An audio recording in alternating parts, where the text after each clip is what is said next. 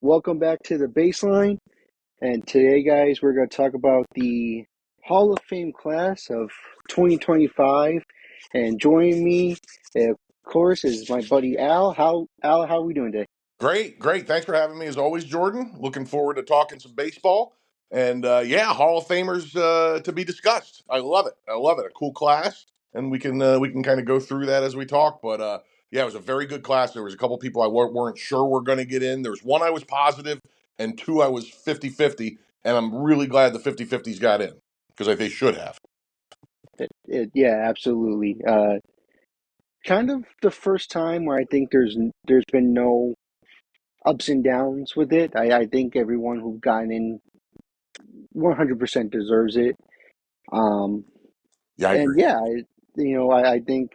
I think for the first time the writers have actually put on a good ballot. I agree, man. Listen. A sign of growth in the voters to me is that CC Sabathia got in on the first ballot because guys like that, are Hall of Famers. He's a clear cut Hall of Famer, but he didn't make a lot of the big milestones that used to make you a first ballot Hall of Famer, like 300 wins or that kind of stuff. And but that you don't. It doesn't have to be that. You know what I mean? To be a first ballot Hall of Famer, you can look at a guy's career and say that guy was a Hall of Famer, and CC was clearly a Hall of Famer. I think 10 or 20 years ago it would have taken him two to five tries to get in. So I'm really glad to see that he's getting in right now, like he should have. Oh, yes, I agree. And, he 100%, like, even the stories I've heard, makes me even think that, he cold-heartedly deserves it. Um, but probably one of the best pitchers right now in the game, or when he was playing. Great teammate, too. I've heard stories about him as a teammate, which, you kind of forget until you actually you hear the story. You're like, really? Um, like whatchamacallit on I want to say in 2013, uh he was on a signing bonus. He had to pitch like 155 innings. And this was around the time when everyone in the American League East was throwing at A-Rod, and he was like the big number enemy because of another steroid scandal. Right. And he got mad, and he went on, and he told A-Rod, he's like, I got your back. And A-Rod was like, no, dude. He's like, the money bonus, you need it. And CC's like, I don't care. He's like, I'm throwing at the next guy, and he did. That's awesome. That's So awesome. I love that. That is old school right there, man. That is good yeah, stuff. he didn't, which I could understand where other teams were coming from, like, hey, it's another steroid guy and all, but like CC just he didn't care. He's like, you know what? No, I'm not. This is enough. This is not fun.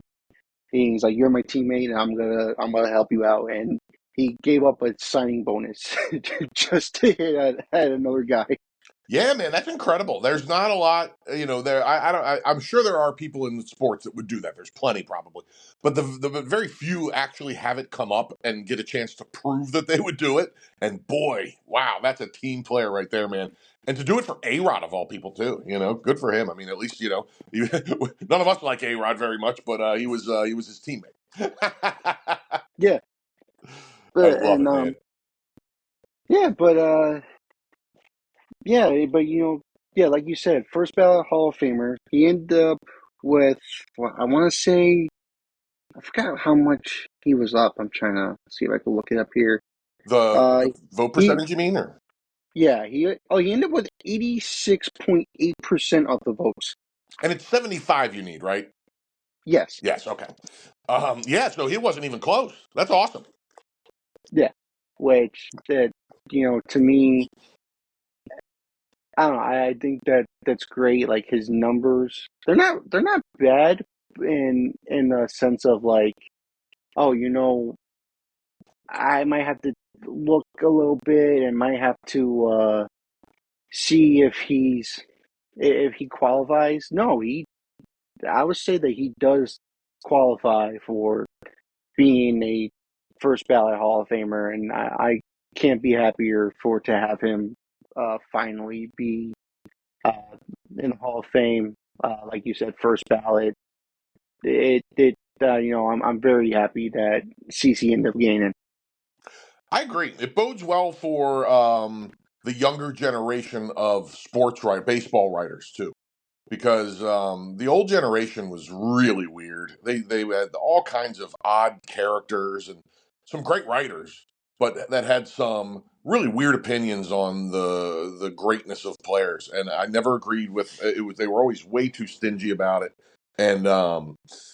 and I'm just glad it's changing because I'm telling you, if he had retired in 1992, he'd be on the ballot for a minimum of another 2 or 3 years, and he shouldn't have been. And there's a lot of people. It's not that he should have to wait. It's that like hundreds of people before him shouldn't have had to wait. Right. Right. Yeah, I agree with that. Yeah, Um, just God. I'm sorry. Real quick, before I forget to do this, I just want to throw out his run of workhorse insanity that CC had. All right. So if you start in 2007, he pitched no less than 200 innings in a season, exactly 200 he pitched in 2012 between 2007 and 2013. That's 7 seasons in a row where he pitched at least 200 innings. And the least he pitched, other than the 200, was 211.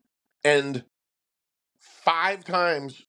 6 times in that stretch, he pitched at least 230 innings. That Wow. Yeah. even then, that was a pretty old school. You know what I mean? So Oh yeah. he was a beast, man, a total workhorse, old school, and he deserved it, and I'm glad he's in, man, for sure. Yeah, and I think I want to say what he won the Cy Young. I want to say in '07, and since then you mentioned up until 2013. That's also the same run that he did, where he finished top five from 2006 to 2013 in the Cy Young Yeah, that's insane. votes. It's crazy. That's absolutely crazy.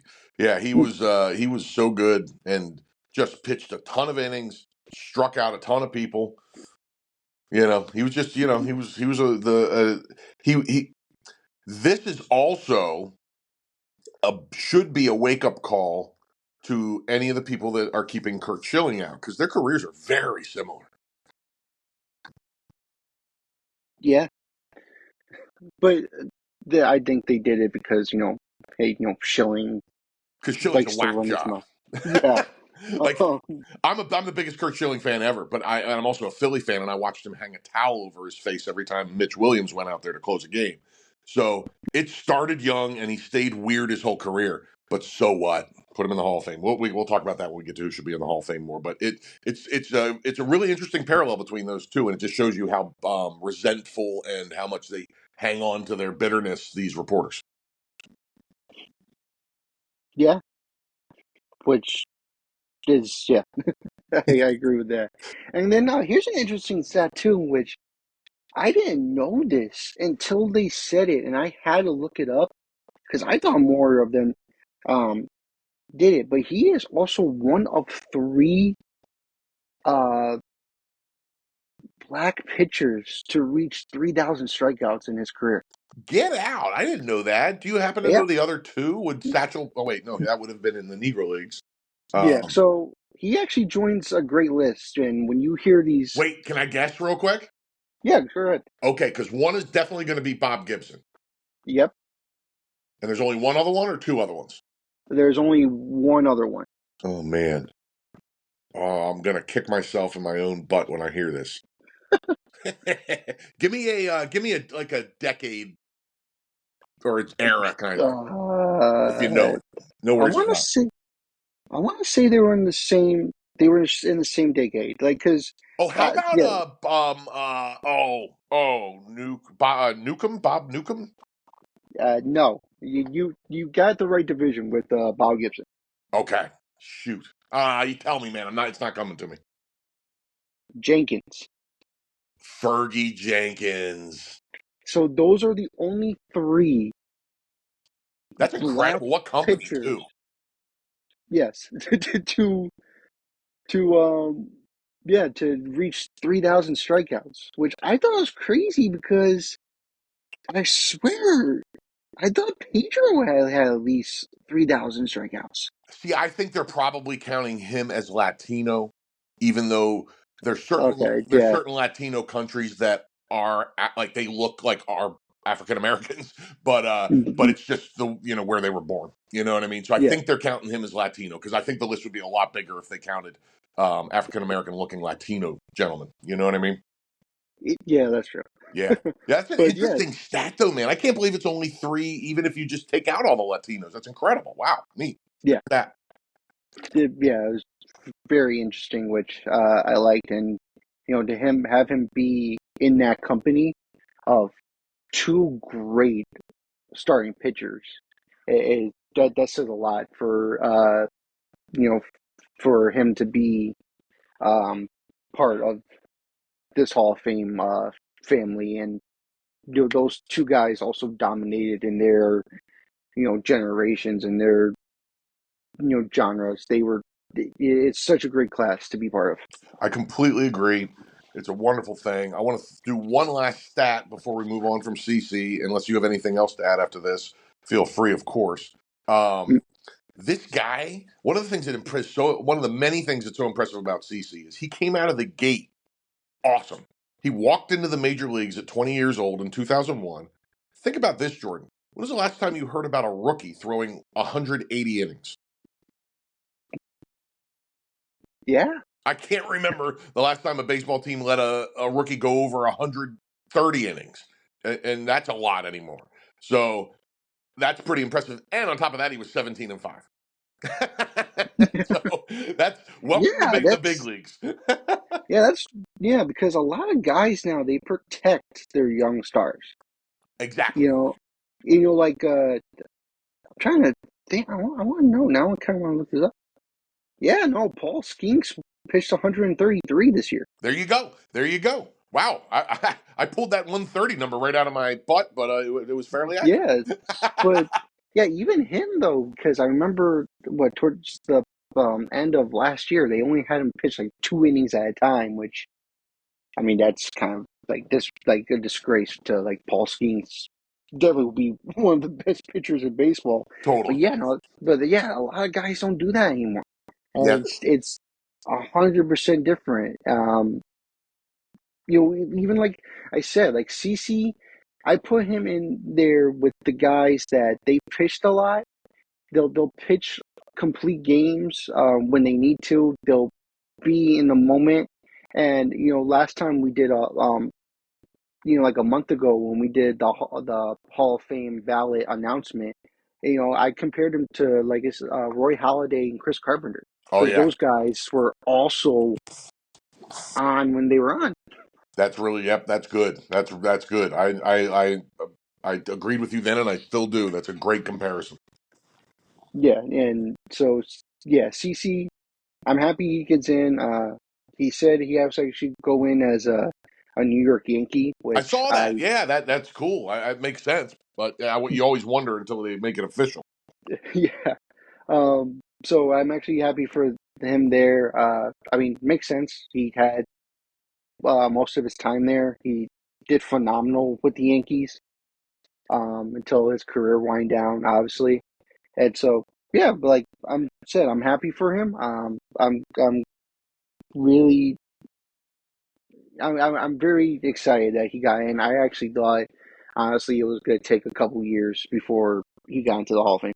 I I'm with you. I'm pleasantly mildly stunned because of everything I've already said about reporters in general. It's just been such a joke over the years that I'm just used to what should happen not happening. You know what I mean? So I'm just glad to see. I really am encouraged by this a lot. It tells me it's the older generation is weeding out and retiring and moving on, and the younger generation has learned from their mistakes. Hopefully, at least that's how I'm reading this. Hopefully, that's what it is. Yeah, I agree.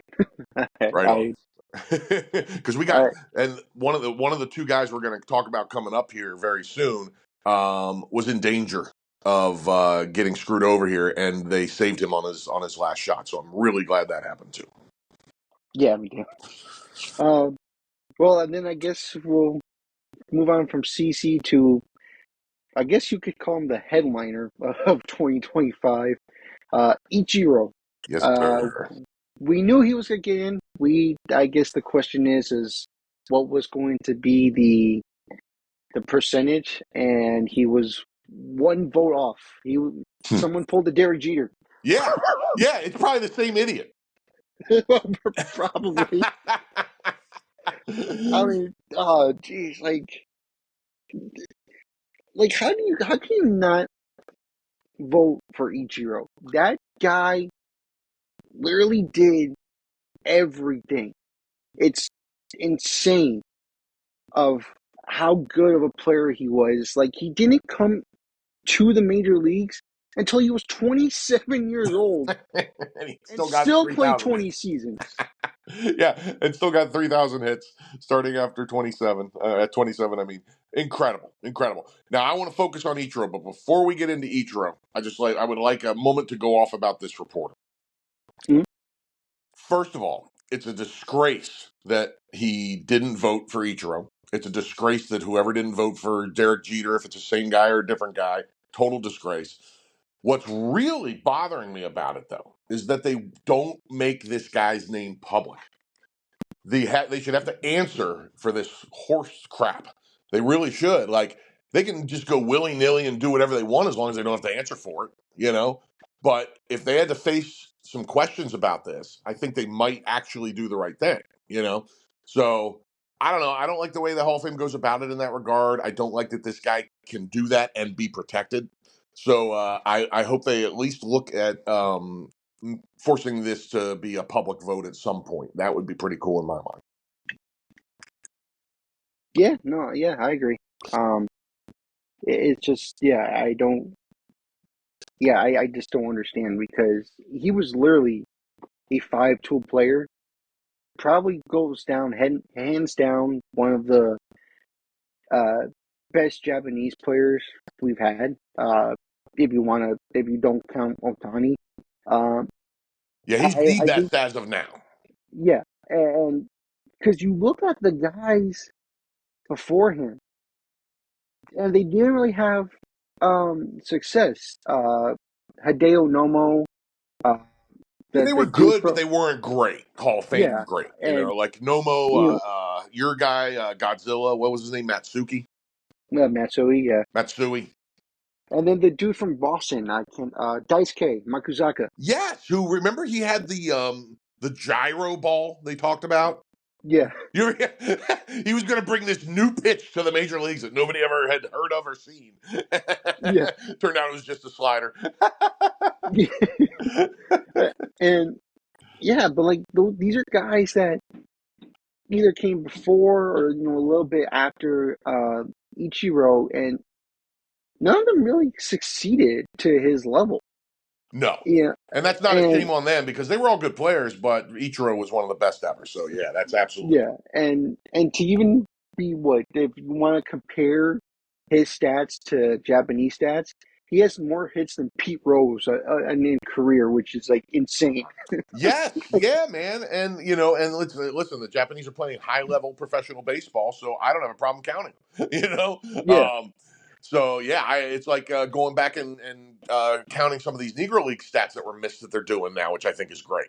So Hmm. yeah, no, Ichiro's a special case, man. He was so good. He was like I've said before, he was one of the last of a dying breed, which may resurface at some point. I mean, you have Luis Arias still in baseball, who's an average only guy, but there used to be 10 to 20 of them at any given time in baseball. And now, and Ichiro was kind of that they were fading out over the course of Ichiro's career. And he was one of the last of a dying breed. And I just love that type of player, man. I remember watching Ichiro. The one thing about Ichiro, if you want to knock Ichiro, which is, I'm just being tongue in cheek here. But if you want to knock Ichiro, it's his on base percentage relative to his batting average.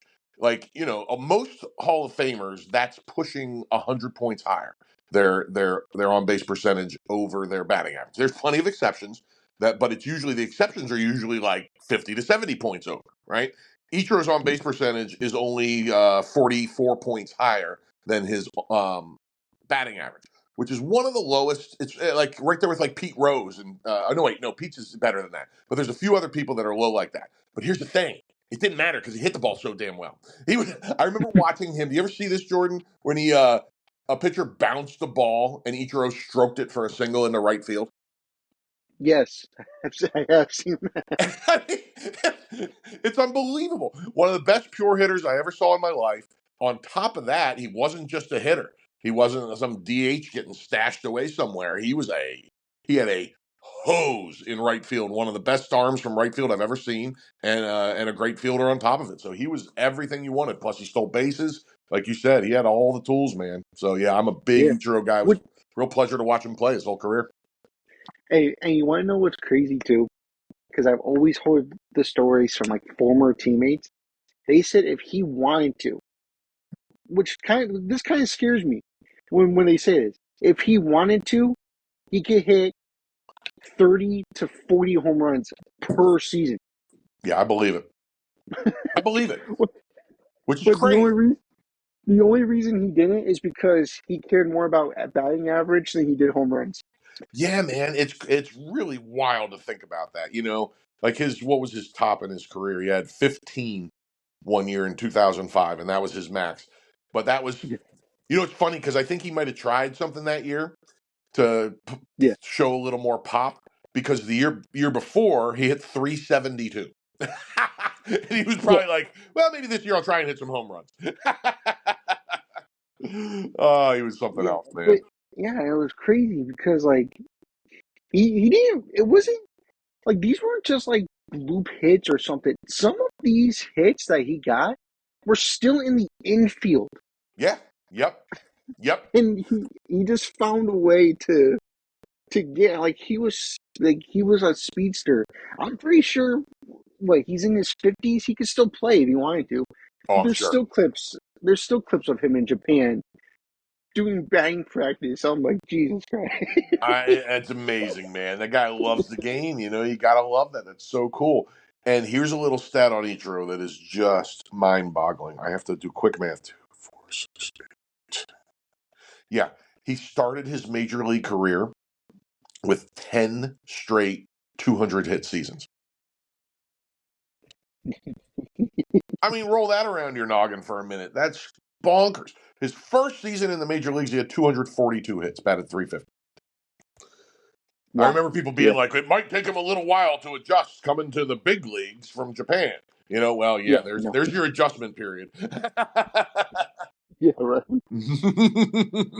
And what he probably also I think his record for most hits in a season. I don't think that's gonna be broken. It's hard to imagine. I mean, like, let me pull up something real quick while we're talking about it. But I I I would take the side of it not being broken. The only way is I could ever see it being broken, honestly, is if baseball decides to add more games at some point, which would be ridiculous. But Yeah. you never know. They probably said that in 1962. They'll never have more than 154. Yeah. And here we are. We're at 162. So, for perspective on what you're saying, because I agree with you 100%, the best the best example of an Ichiro type hitter left in baseball today to me is Luis Arias. Would you agree with that? Yeah. Yeah. So, and the most hits. Now, Luis Arias has a career batting average in 6 years in Major League Baseball, 323. That's nothing to sneeze at all. It's really, really good. But the most hits he's ever had is 203. So, Yeah. not even close. And this is a really, really good average hitter. So, yeah, I'm with you. Yeah. Yeah. I don't know. That'd be hard to beat. I think it's like what 256 or something crazy like that. Oh, I it want to was. say I have it right here. I just clicked off it. Let me 1 sec. It was 262. two. Damn. Okay. Yeah. No one's being there. That's wild, man. Yeah, that's wild. He batted 372 that year, man. And woof, unbelievable. Okay, I Yeah. love him. Yeah. No. But yeah. One vote shy. I think it was like it was 99.7. That was his percentage for the Hall of Fame, which kind of bugs me. Yeah, it really bugs me a lot, and it's bugged me for a long time. But it's the hope I have right now is that, like I was saying earlier, is that this not that one person not voting, but the rest of everything that happened this year gives me hope that we are weeding out the old idiots that like to prove points and stand on pedestals and stump about stuff that makes no sense at all, like Nolan Ryan shouldn't be a Hall of Famer, Bill Conlon, and um, and that we have a sensible young generation coming in here and doing the voting now, and I'm encouraged by it like greatly. Yeah, no, I am too. Which I kind of hope. I have one guy in mind who I might think might be another unanimous guy, but I'm not too sure. Do you want to wait to talk about that, or can I ask you now? Yeah, why not? We can do that. The one guy I have in mind for we have to go at least another 3 years until he's eligible. I'm thinking Pujols may have a shot. He deserves it. He definitely deserves it. The only question is, will there be one guy out there? Is it? Yeah, And I would really like to know if it's. I would bet it's the same guy that didn't vote for Jeter and didn't vote for Ichiro. That would be my bet. I would bet a decent chunk on that. I'm gonna have to agree, or it might just be a Yankee beat writer that's like I want Mo. Yeah, right. That's awesome. Mostly win. Yes, Oh and I know Craig is big on keeping Mo the only one, and I get that and that's fun, and I get it, but but it just bothers me so much that they don't, no, you know. it does. You're 100% done. And I'm with you. Pujols should be 1,000% should be a first 100 percenter. Yeah, and his numbers prove it. So Yeah, no doubt about it. No doubt about it. Somebody won't vote for him though. I bet. yeah, I hope so. Oh man, I love it. All right, where are we heading All right. next? So our last guy, and I'm so happy because now he retired before I ended up becoming a baseball fan in general. Mm-hmm. But when I watched his stuff, I watched highlights, clips, I looked at his numbers. I was like every year, I was always trying to find this dude's name. And it finally happened on the final ballot, and I'm so happy for him. But Billy Wagner is finally a Hall of Famer. All right. All right. Yeah, man. This guy should have been, and this was his last time on the whatever the normal The ballot, for lack of a yeah, better term. So you get 10 years, and this was his 10th. Is that correct? yes, Okay. So, man, this is one of the reasons I was saying what I was saying a second ago that I'm so encouraged because this guy should have been a Hall of Famer. It shouldn't have taken 10 tries, but at least they got it right. It didn't have to go to the veterans thing or the classic committee or whatever it's called now. And mm, I love it. I love it. I love it. I love it. This guy is awesome.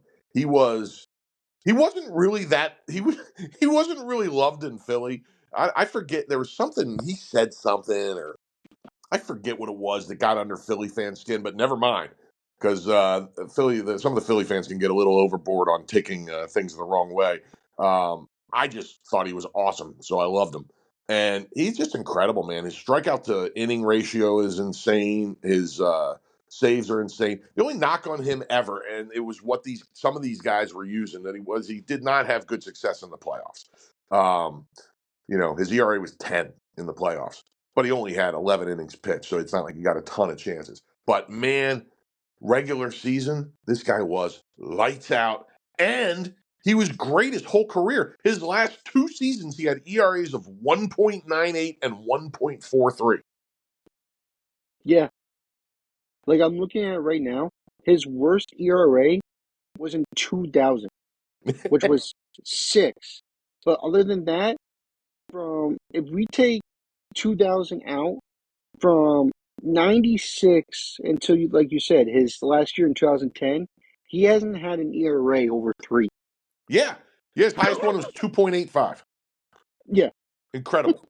And also maybe the most impressive Billy Wagner stat is his career whip is under 1.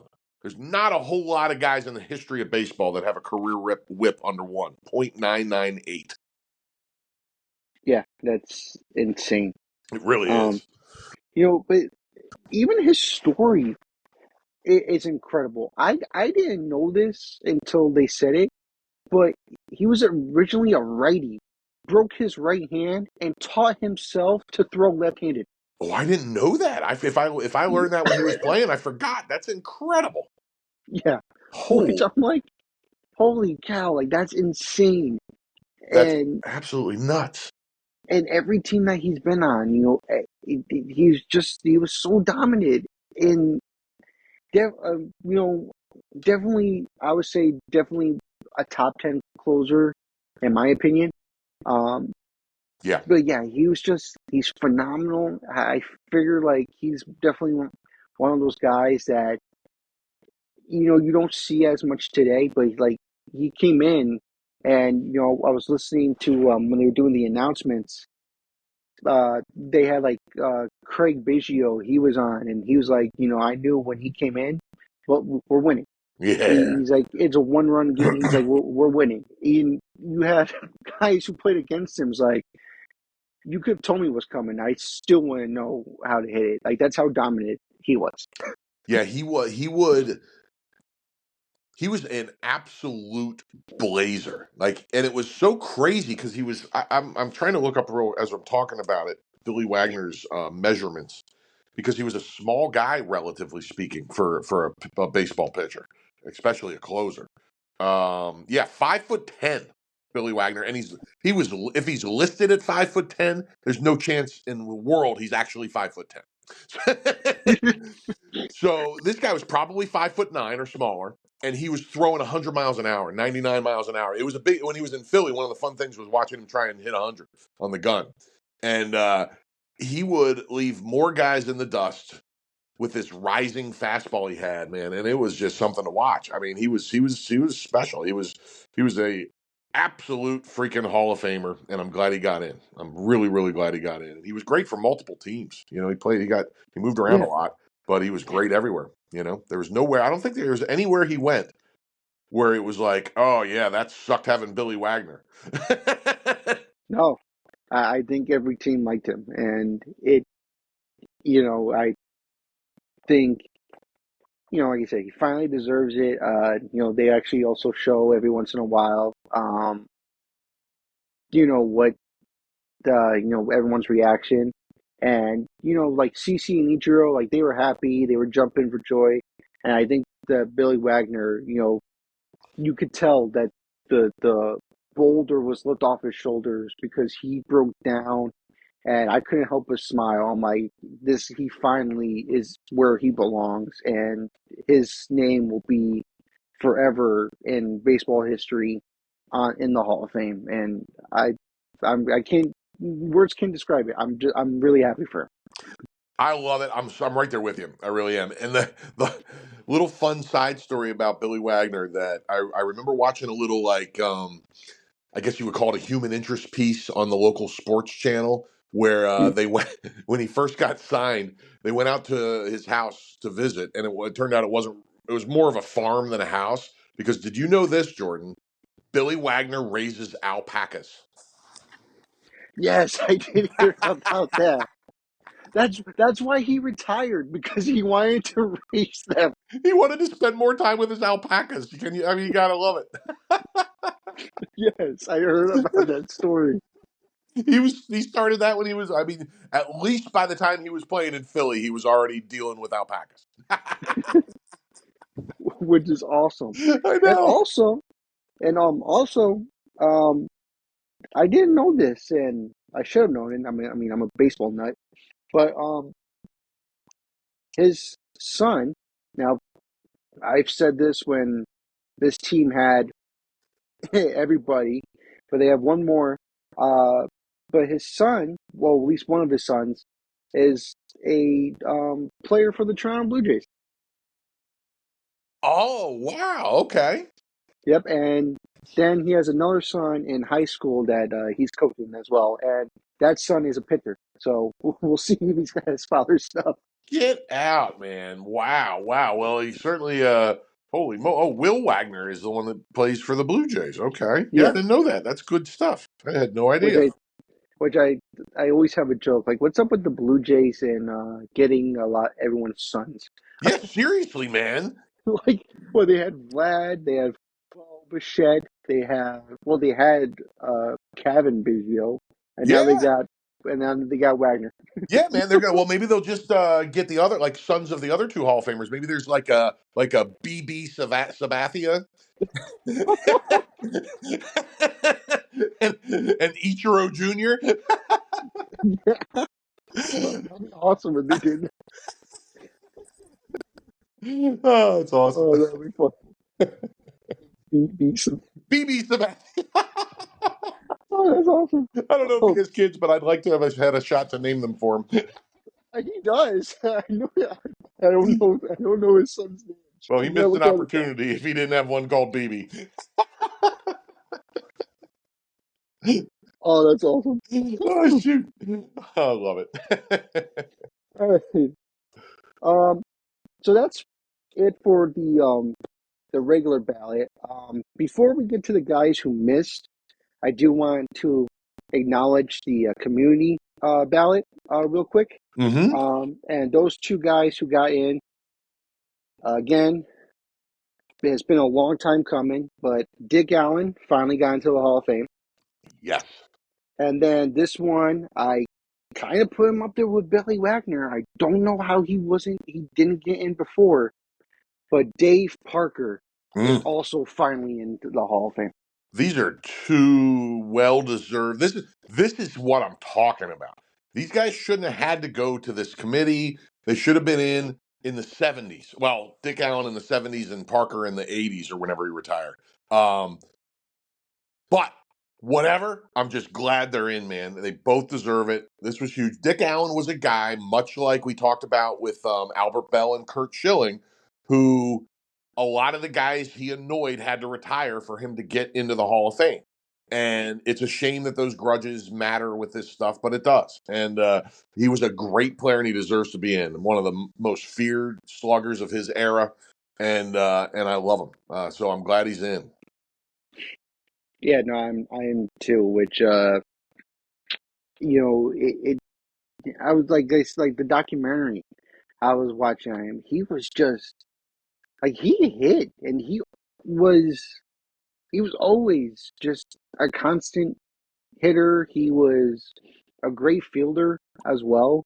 Yep. Um, and he always had that saying too, what it was like, the leaves are brown, I'm gonna win the batting crown. And Yes, it's awesome. but he had the ability to do that. I think he did win the batting title. I just can't remember the year on the top of my head. Um, but he was also part of a great Pirates organization when they went on that run, and he was so good with that team. And I honestly think he was one of the most feared hitters around his time. Or probably the most feared hitter in his He time. he was one of them for sure, man. I mean, he was playing in a league with Mike Schmidt, so tough to be the most, but he was a monster. And you were right, by the way. He actually won the batting title twice. Won both with the Pirates, back to back years, 77 and 78. He Oh, batted okay. 338 and 334. Yeah, It, he was a beast, man. He was a beast, and I never saw him play until he was like probably wasn't really aware of him.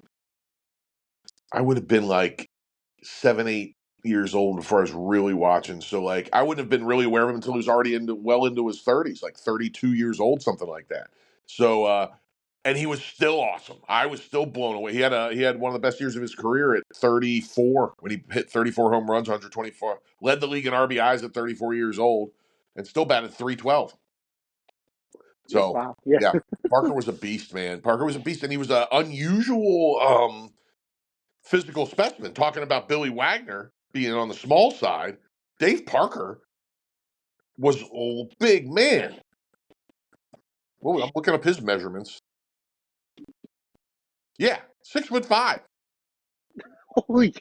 And there's a lot of 6'5" guys in baseball now, but back then that was crazy rare. He started in the early '70s, and there were not a ton of 6'5" guys running around baseball in 1973.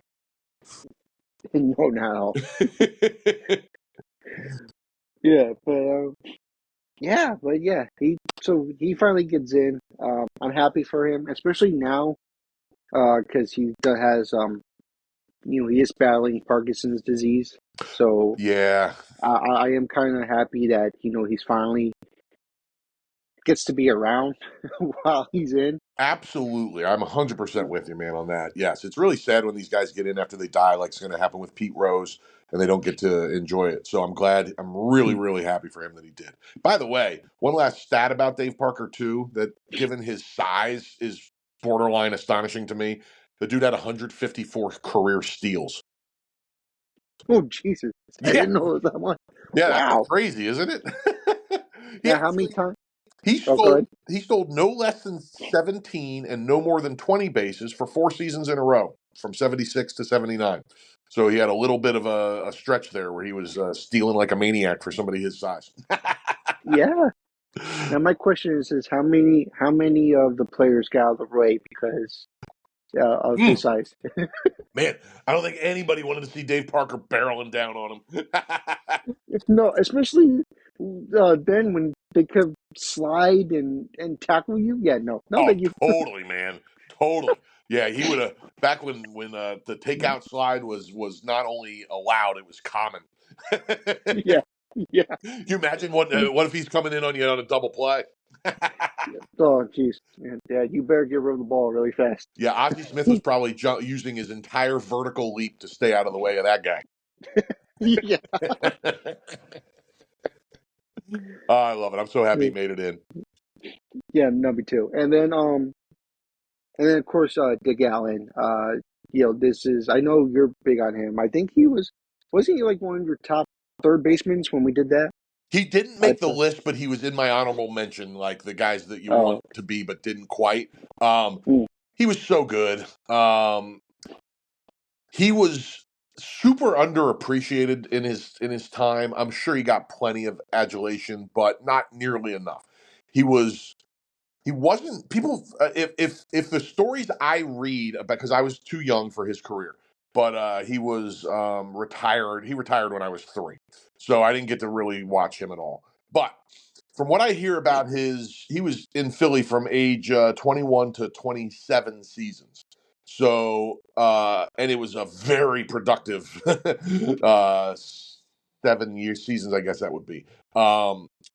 But from what I hear, he wasn't super popular, and and I think that was in large part because the media didn't like him. And the Philly media, man, can be real. Of all the medias, there's the New York and the New England slash Boston media are the only two that can hold a candle to Philly, and all three of them are pretty rough.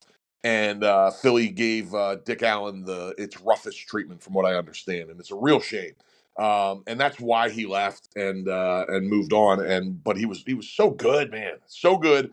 He hit at least 20 home runs for 9 of 10 seasons in a row in his prime. And the only time he didn't, he hit 16 home runs in a season where he got hurt and played less than half the games.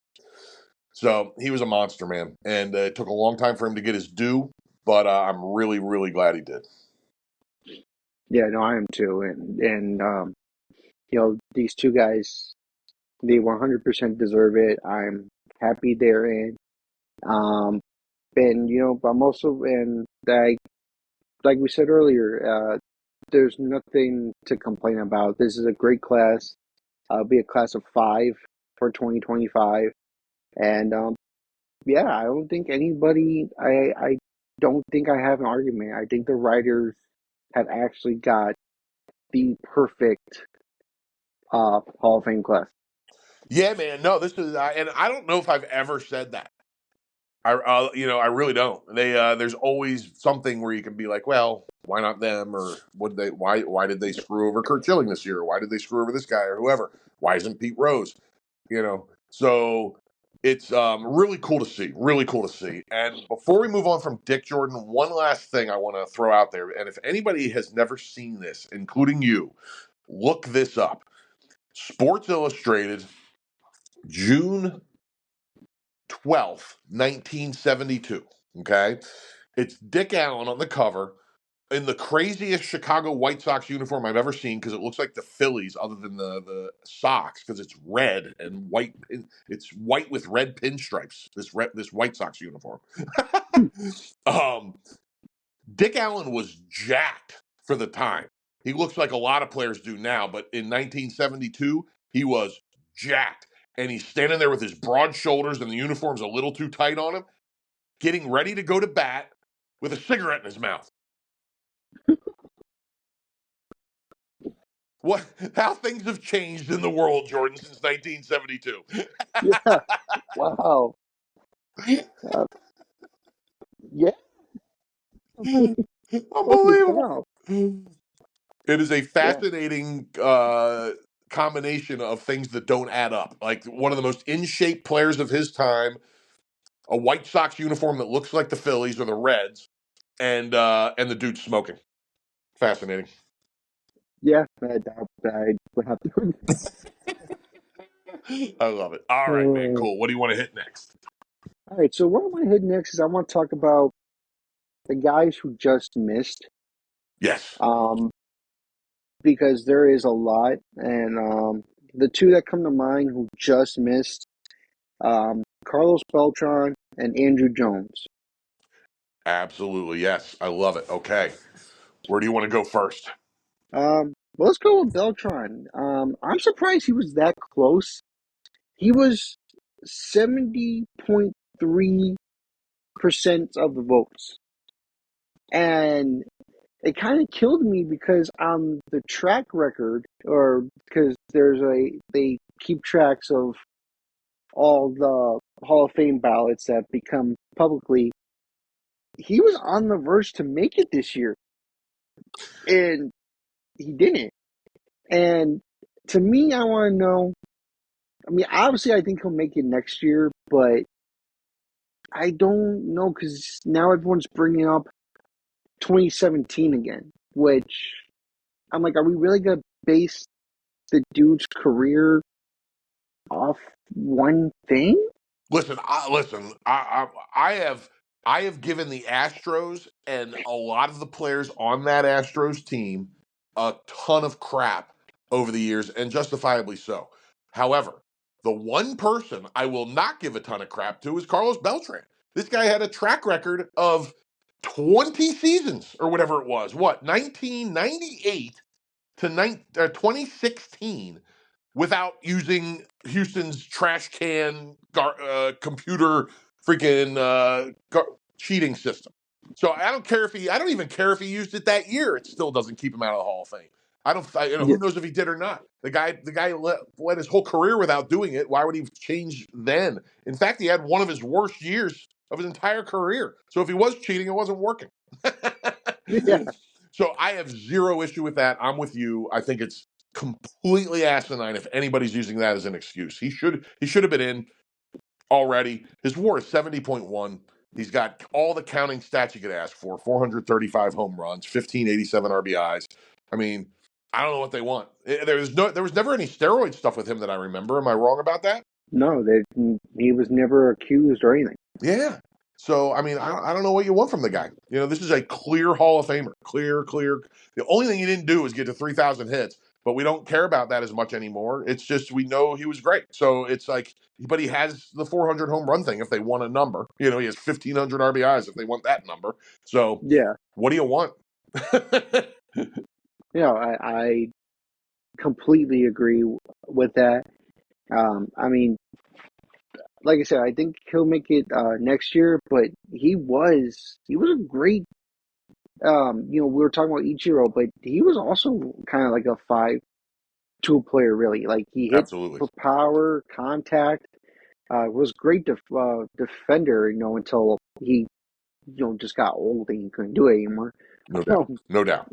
but yeah, he had great years, and it was just probably one of the best switch hitters that I've seen, at least. I, For I sure. know I've gone towards, I remember seeing him when he was with St. Louis, but even then, he was still dominant around that time. And even when he was like quote unquote washed up, he was still hitting home runs and being in the clutch.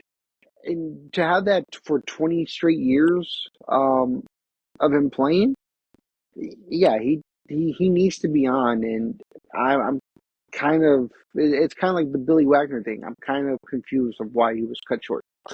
I agree. And this is where, like it as encouraged as I am by this year, it's still not perfect because this guy's clearly how many years is this for him on the ballot, by the way? Is this just first year or where are we at? No, it's hold on, I'm gonna look it up. I want to say, I don't know. Yeah, Well, hold on. I'll look too while you're looking.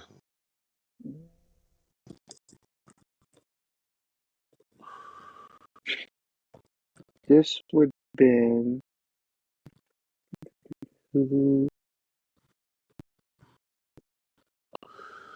let's see. Third year. Third year.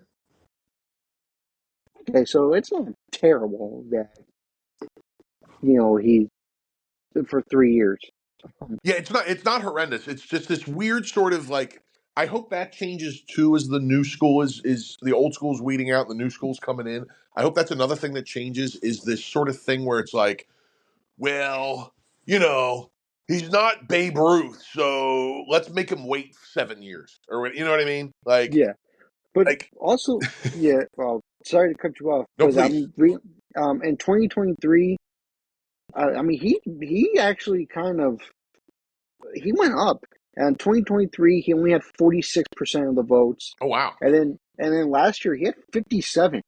So And this from year was going you from, said was 70? yeah, Oh, that's yeah, he'll be in next year. That's great. um, but yeah, no, I think he really needs to be in. I think he has, like you said, he has the ability, um, for to be in it, and he has to get in. It's he like I said, he's one of the best switch hitters to ever play the game. No doubt about it. No doubt about it. I'm with you 100%. Like, there's no debate in my mind. I don't think you're gonna. I really don't think if you polled, however, like the 30% of the writers that didn't vote for Beltran, I bet that very few of them don't actually think he's a Hall of Famer. It's just the way they play this little game about it. You know what I mean? Well, yeah, but also get this. He's also fourth in career home runs by a switch hitter, Oh, that's awesome. and above him are three Hall of What Famers. can I guess? Yeah, So Mickey Mantle for sure. yeah, Eddie Murray, uh-huh. Chipper Jones. Yeah, you got all three. Boom! Let's go. Bring back Sports Jeopardy. But then Bring. You remember? Did you ever see the show, Jordan? Stump the Schwab.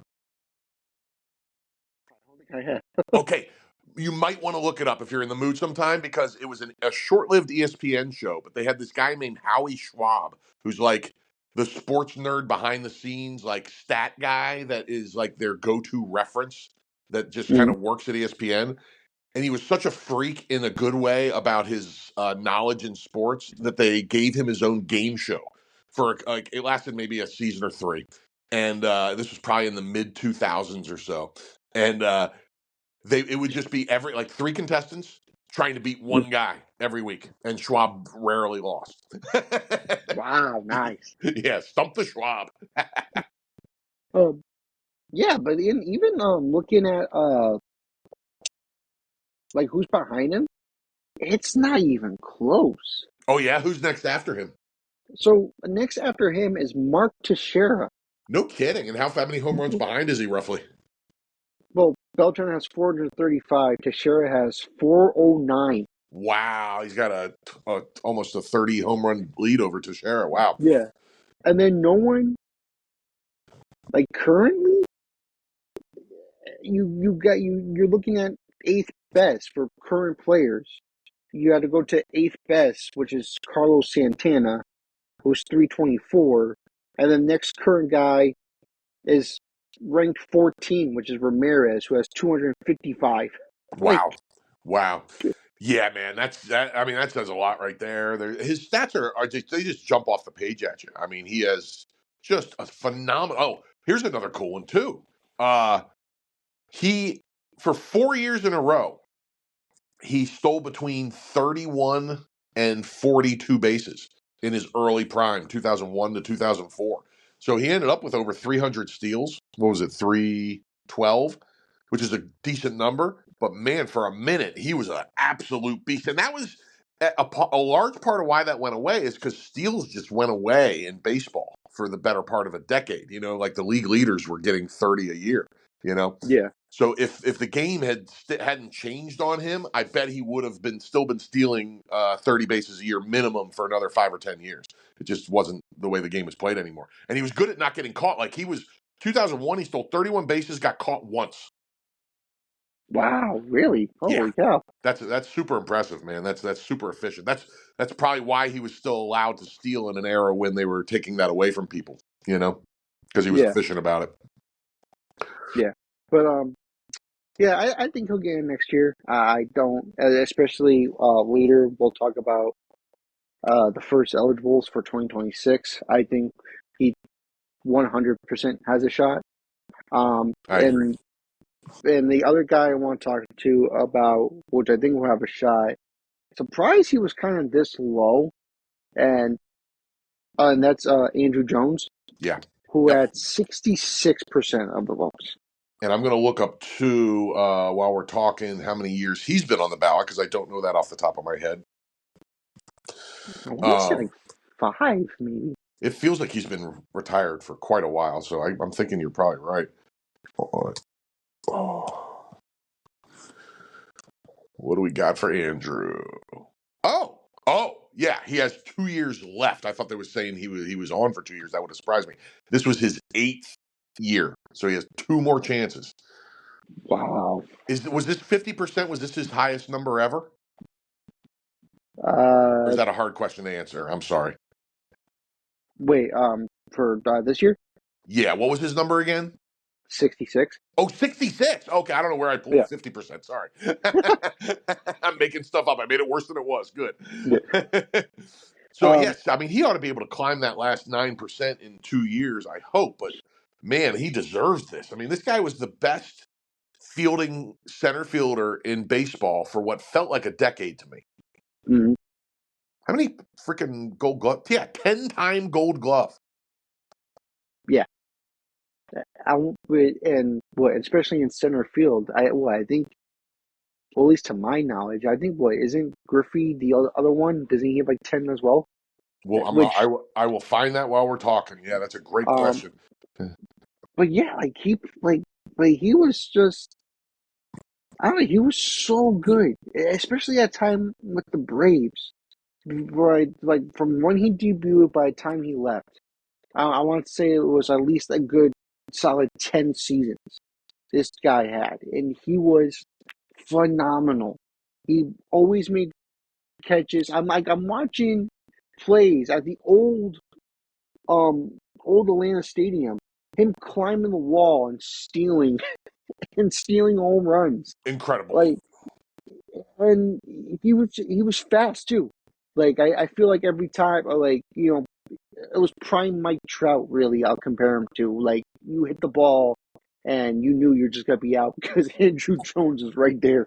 No doubt about it, man. I watched him swallow up a lot of my Phillies players' hits for that whole time he was playing for Atlanta, man. It was crazy. Like you couldn't hit. It was like the gap didn't exist for 10 years in Atlanta. Yeah, Yeah.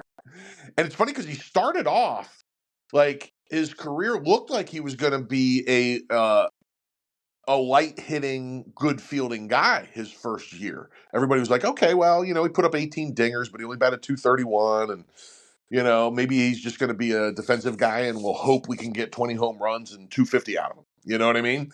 Mm, Boy, did they underestimate what was coming, because the next year he hit 31 home runs, 90 RBIs, and he was an absolute offensive force for the next decade.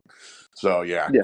culminating in 2005 is the year. I'm going to have to look and see who beat him for the MVP in 2005, because those numbers are absolutely ridiculous. He hit 51 home runs, 128 RBIs.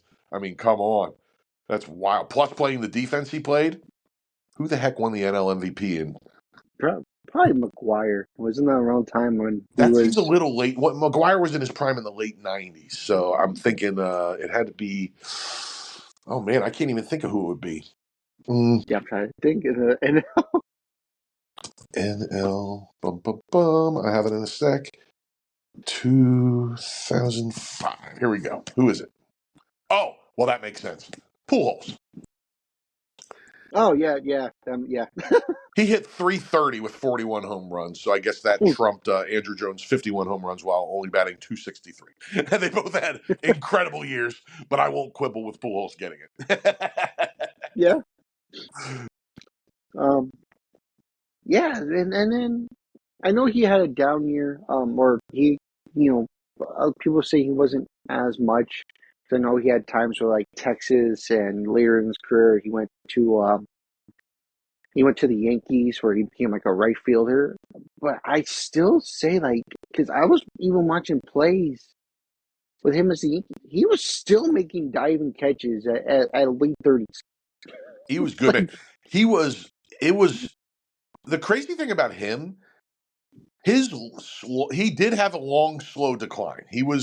It was his last 5 seasons. He didn't have a WAR above his best WAR was 1.9, which that's decent, but and he never played more than 107 games either in that stretch.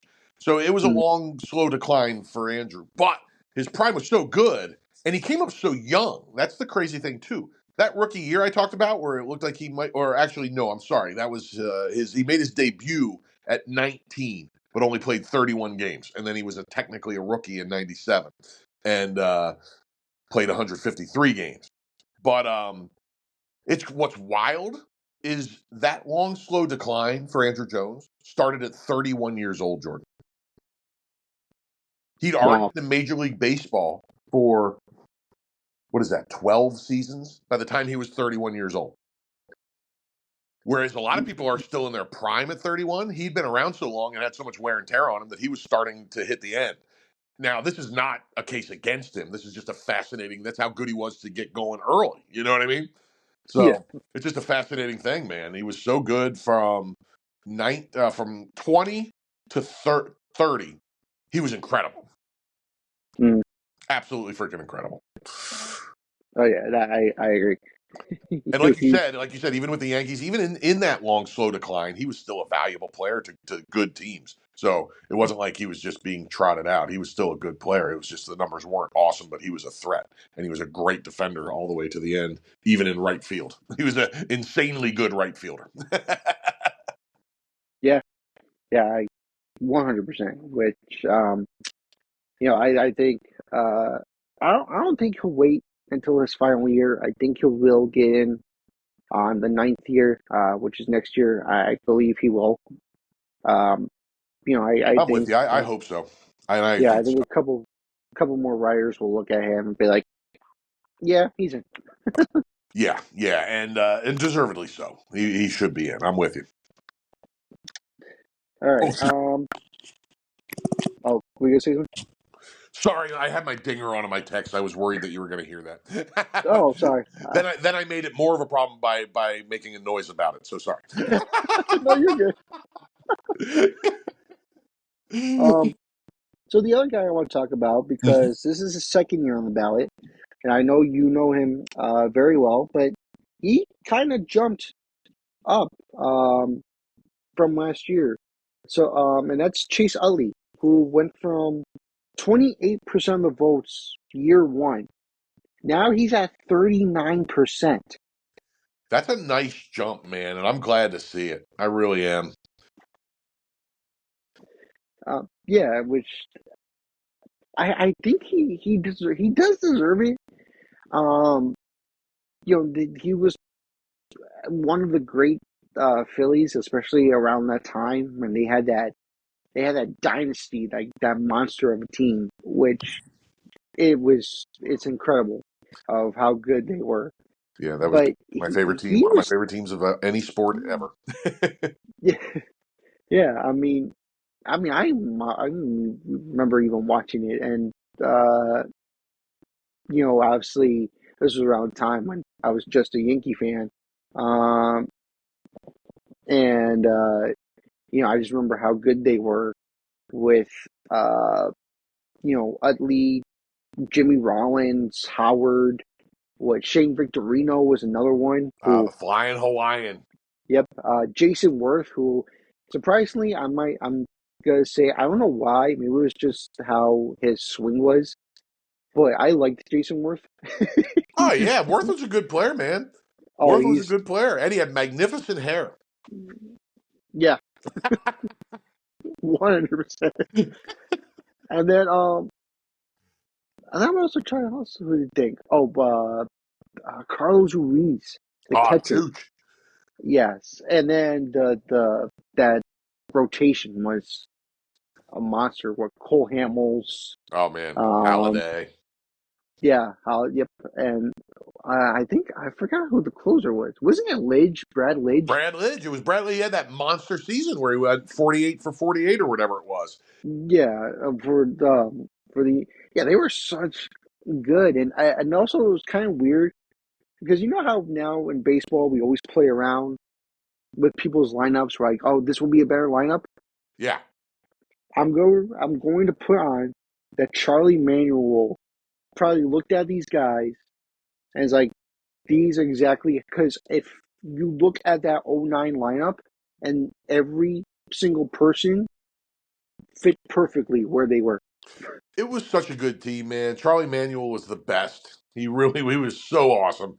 Um, Maybe my favorite manager in Phillies history. Him and Jim Fergosi, the manager in the of that '93 Macho Row Phillies team. Um, they were just two of the best guys ever at handling grown men and Yeah. treating them like men and getting the best out of them. And I loved it. And that Phillies team was just so good, man, so good. And Utley was just the driving factor behind that whole thing. Like he was the guy, He was the. There were great players. There was probably people putting up even that Ryan Howard was putting up insane numbers on that team, but Chase was the guy. Yeah. But and he was definitely around that time. Around I would say from when he debuted to proud. I would say before he declined. I would say by the time he left, he got traded. In Philly, he was definitely one of the best second basemen around, and that's that around that time. That was good company for for second baseman. He had what him, Cano, Pedroia, around there. Yeah, yeah, They were all good second basemen, and no doubt. I like that Ali is getting some love.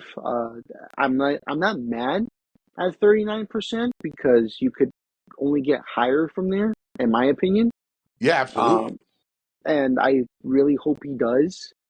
Um, because I don't know. I compare like he's around that era where a guy like Joe Mauer and Buster Posey, like I've seen like I guess at different positions, but all their numbers seem to be similar, which I'm kind of liking that, these guys are now gaining respect and Ali, if Mauer's in, Ali should be in as well. Yeah, man. I listen. There's a question with guys like Utley and Maurer, all those names you just mentioned. That is, were they was their greatness, was their stretch of greatness long enough? That's the question with guys like that. And I'm not 100%. Like it's tough. It's a tough question. I'm a big Chase Utley guy. I would be thrilled if he got in the Hall of Fame. His great stretch was '04 to 14. That's 11 seasons. That's a pretty Mhm. damn good run. You know what I mean? Um, if your good run is at least 10 years, we just Andrew Jones. His greatness was 10 years. He was still good after that. Oh, he was still good after that. He had some product. He had a pretty good year with the Dodgers at 37 years old.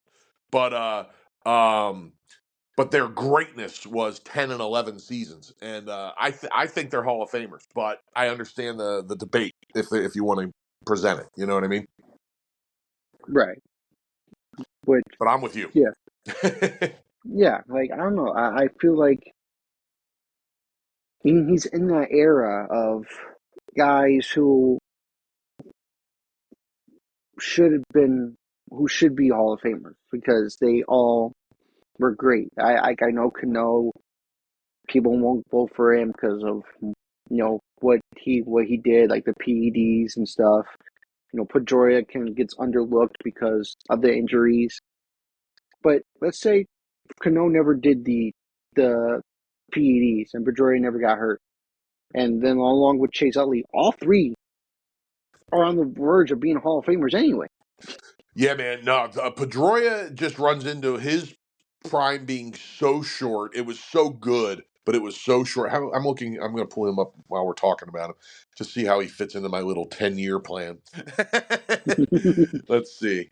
So Dustin's his greatness was '07 to 17. That's 10 seasons. Yeah, Now there were 2 seasons in there where he played less than 100 games, but he still played 93 and 75. So you can make a great case for him too, man. Absolutely. Absolutely. right. And yeah, like Utley, I feel like he's good, and like you said, the 10 years of him playing, he, I think he deserves it. I mean, yes, like the hitting and the home runs are not quite there. Like he's at 1,885 career hits and 259 home runs, but he was still dominant through his time. No doubt about it. No doubt about it. Yeah, man. I'm with you. Listen, I hope his numbers keep rising. I'm curious to see if he can get in. I would love it. So yeah, let's keep those numbers pushing for Chase. And he also, by the way, did you ever hear the speech he gave at the Philly Stadium at the end of the parade when they won the World Series? No, I don't think I did. It is so awesome. It's worth looking up for any Philly fan that hasn't heard it. Philly fans have probably heard it, but if you're young, you might not have. Um, but for a baseball fan like you, it's worth looking up too. It is priceless because Chase has this look on his face that is just he looks super intense like he always did, but he also looks a little mischievous as he's handed the mic, and he says, and I'm going to mess up the quote probably because I haven't heard it for 15 years, but um, he goes, "World champions," and he pauses for a second, and then he goes, "World effing champions."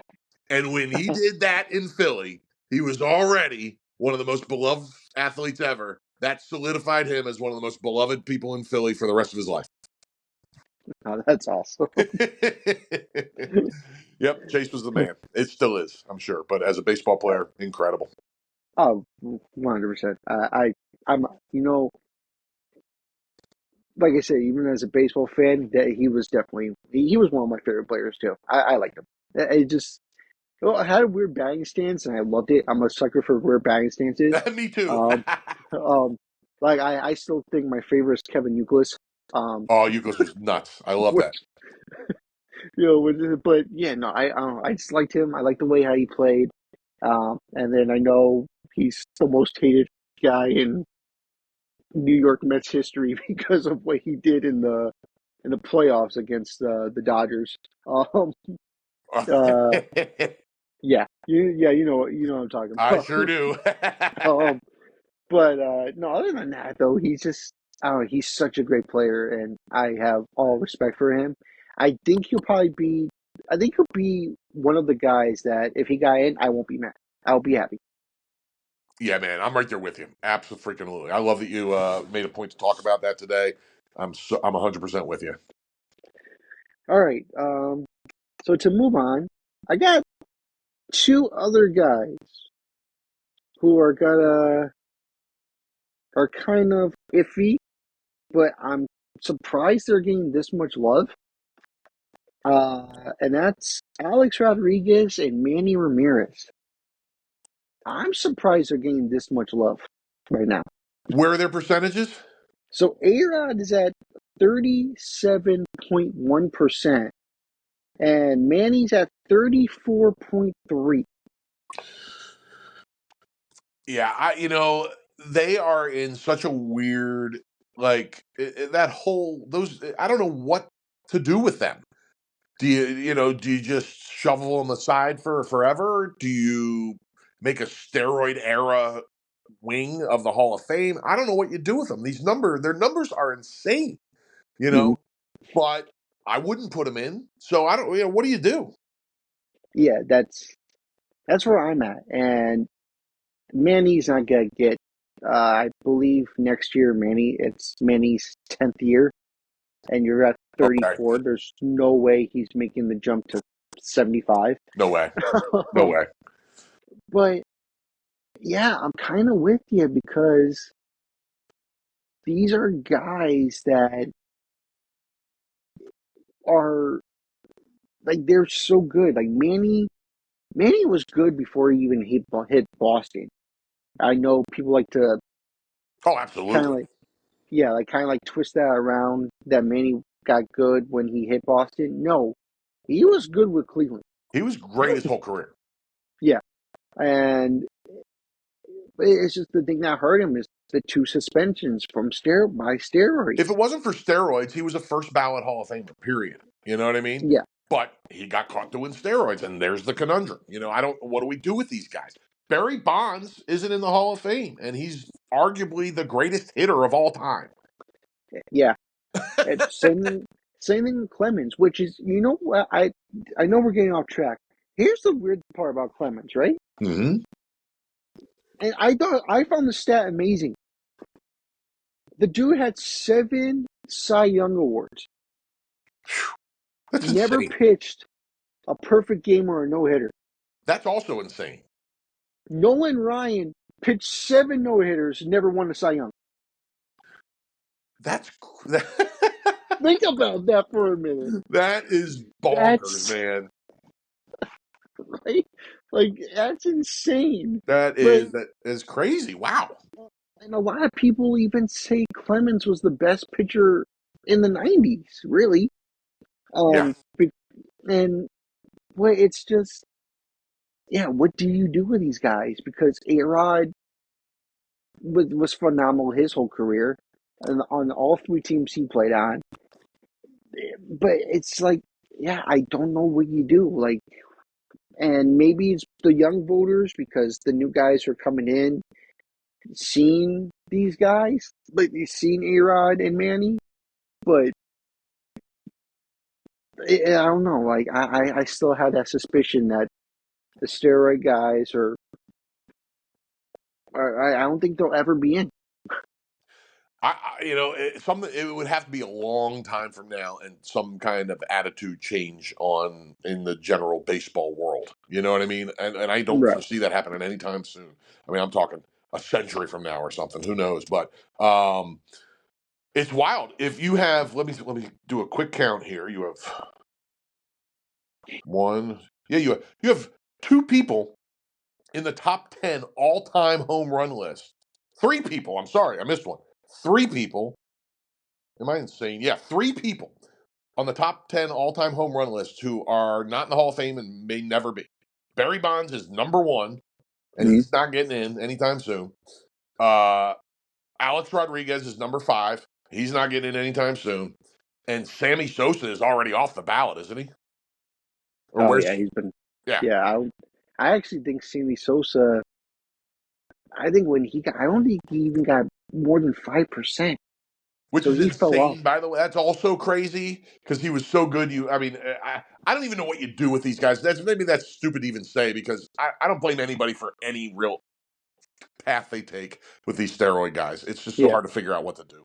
So but yeah, but like the difference to me though is they don't vote for a guy like Sosa or McGuire, but the highest Bonds and Clemens got to was 67, 68. yeah, what's the difference, right? Yeah, but you're not voting for Manny and A-Rod. That's yeah, it doesn't make sense. Like where are they drawing the line in their own minds? That's that's what I'm trying to figure out, but I can't. It's Like, tough. It seems very arbitrary, and there's no and again, it's hard to fault that too. As much as I am willing to rip baseball writers for a lot of stupid things they do in these Hall of Fame votes, I don't really get mad at them for that because I don't know what to do with it either. So I don't blame them for not knowing themselves. right. And I don't know. I don't know. Like I feel like it kind of bugs me with all that and Yeah, where things stand with them. I don't know. Maybe the community ballot because that's guys who played the game. Like those are front office people, former big leaguers, former managers. But that's going to be if they don't. Yeah, I mean that very well might be the case. You know, other than that, I can't see. I don't know. I don't know where they'll be because, like we mentioned, both guys were great throughout their whole career. Even if you take PEDs out, I still think their numbers will still be good. well, that's the sad Um, thing about the whole thing is all these guys were great. They didn't have to cheat. yeah. But then my other thing is that you have to, and I know it's it's contradict. That's you know, uh, can't think of the word, but Contradictory. that's it.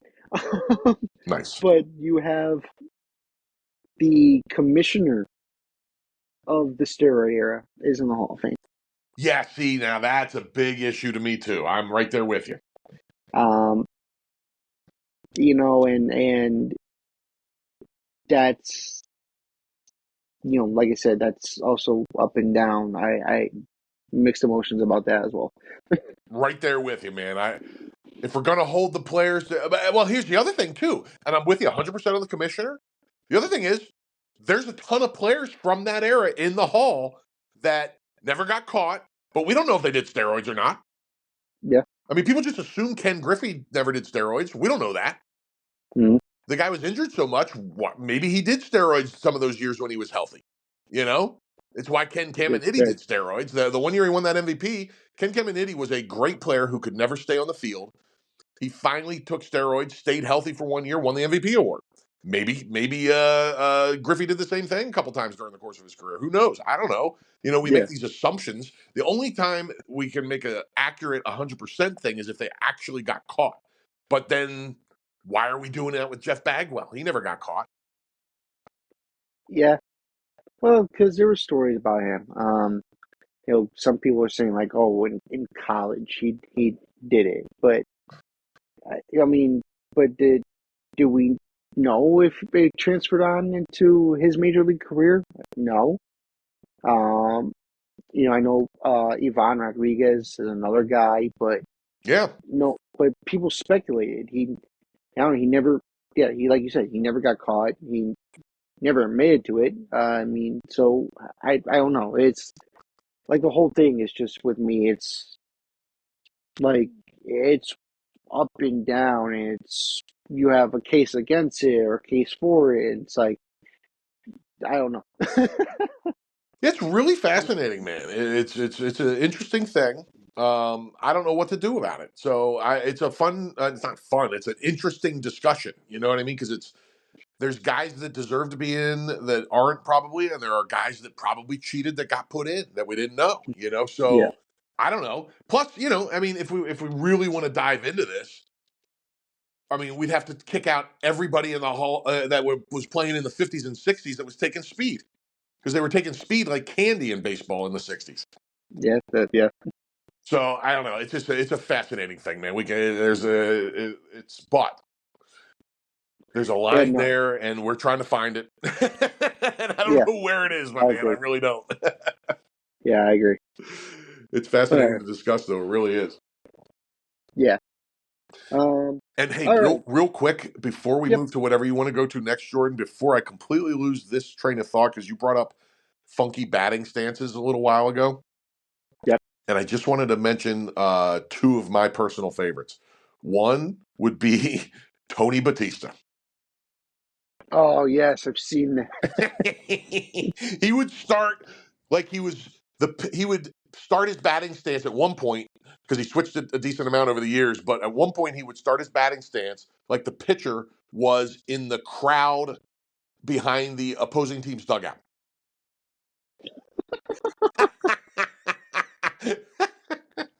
Oh, he was so much fun.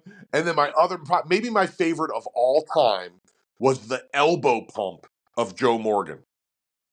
Yes. Like he was Oh my. inflating himself before every pitch came. Yes. Yes. I love that. It was. Oh, that was awesome. I love that You one, and now man. that because now you got it. Have you ever seen Craig Counsell's batting stance? Oh yes, yes, totally. Oh my God, that was known when I go home like that. I'm like, there's no way the guy actually batted like that. And I'm like, no, he did. It Like, looked like he was trying to become a ballerina or something. It was the yeah, craziest thing.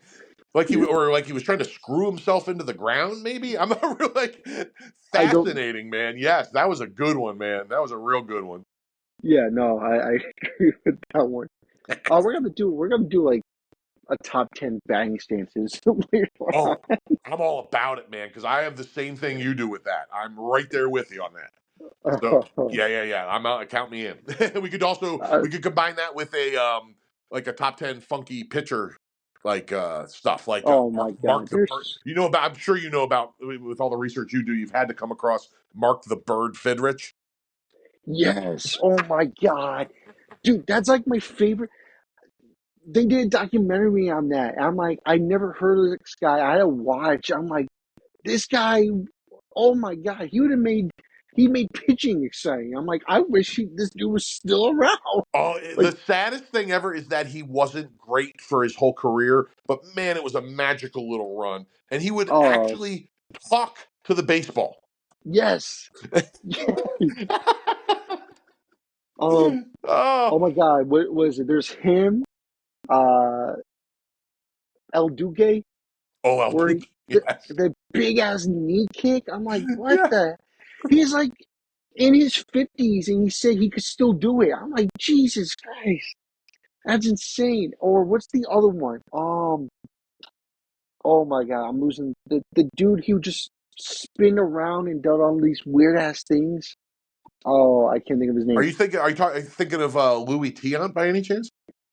Yes, where he just picked up his leg and like moved his body like he had no bones, And he would and then just the other thing Tiant did, if it's who you're thinking of, he would look everywhere but at the plate during the course of his wine. He would look seven different places before he finally looked at the home plate and then threw the ball.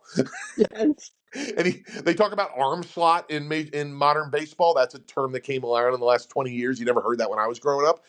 mm, He used a different arm slot almost every time he threw the ball. I yeah. Oh love it. my. Yeah, we should definitely do a show on that. We could go. That would be a really fun one to talk about. That would be great. Oh well, yeah. We'll do. I'm gonna write that down so we remember. Maybe after we do like our top tens, I love it. great. Yes, So we'll perfect, do that. perfect. I know another one, modern day, Ryan Dempster, where he just shook his glove Oh yes, before. yes, that's a great one. Yeah, Yep. Dempster, man. Oh, that's a Uh, really good one. I like that a lot. no, I do. That. Oh, no, no. We got an idea for another podcast. Stay I love tuned for this. that. I love this. Yeah, because we better stop now, or we'll be doing this for another hour. Yeah, yeah. So awesome. Uh, um. So, just to do a brief summary. Um, I want to talk about because some people similar to CC, Pettit and Mark Burley, and Felix Hernandez. Okay. Um, all guys who got on. Pettit got 27% of the votes, and Felix Hernandez got 20. Mark Burley only got 11, Okay. Okay. which I'm kind of, mixture with because I feel like they're all similar. Yeah, that wait, shoot. Oh shoot. I was desperately trying to pull it up as you were telling me, and I got Burley. Who were the other two? I just went blank. Pettit and Felix Hernandez. Thank you. Yeah, Felix is an interesting case because talk about a guy who had a good early prime and then faded relatively early. Um, Pettit was just a bulldog his whole career. Mm, Um, And Burley, man, Burley's a fascinating case because he is not a stat darling. Maybe that's why his percentage was lower.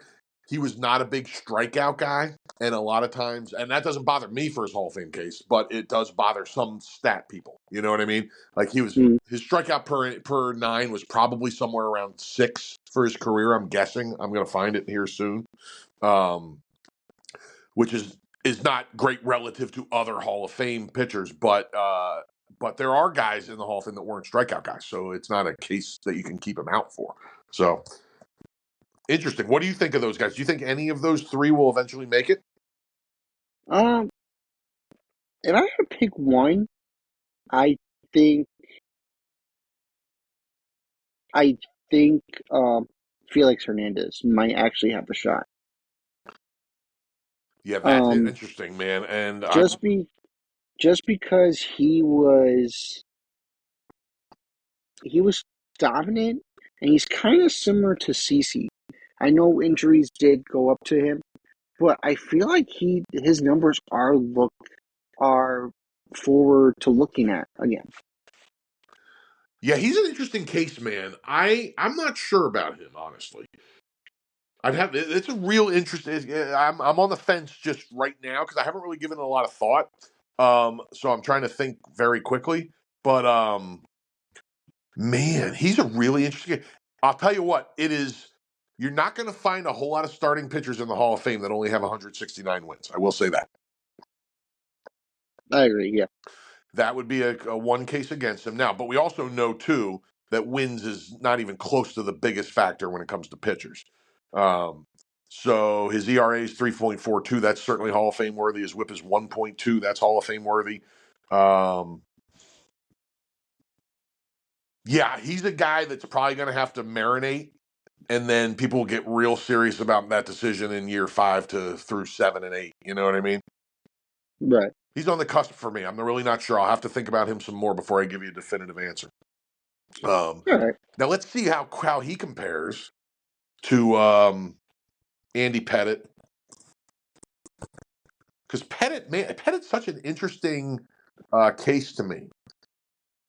He certainly has the reputation, the Hall of Fame.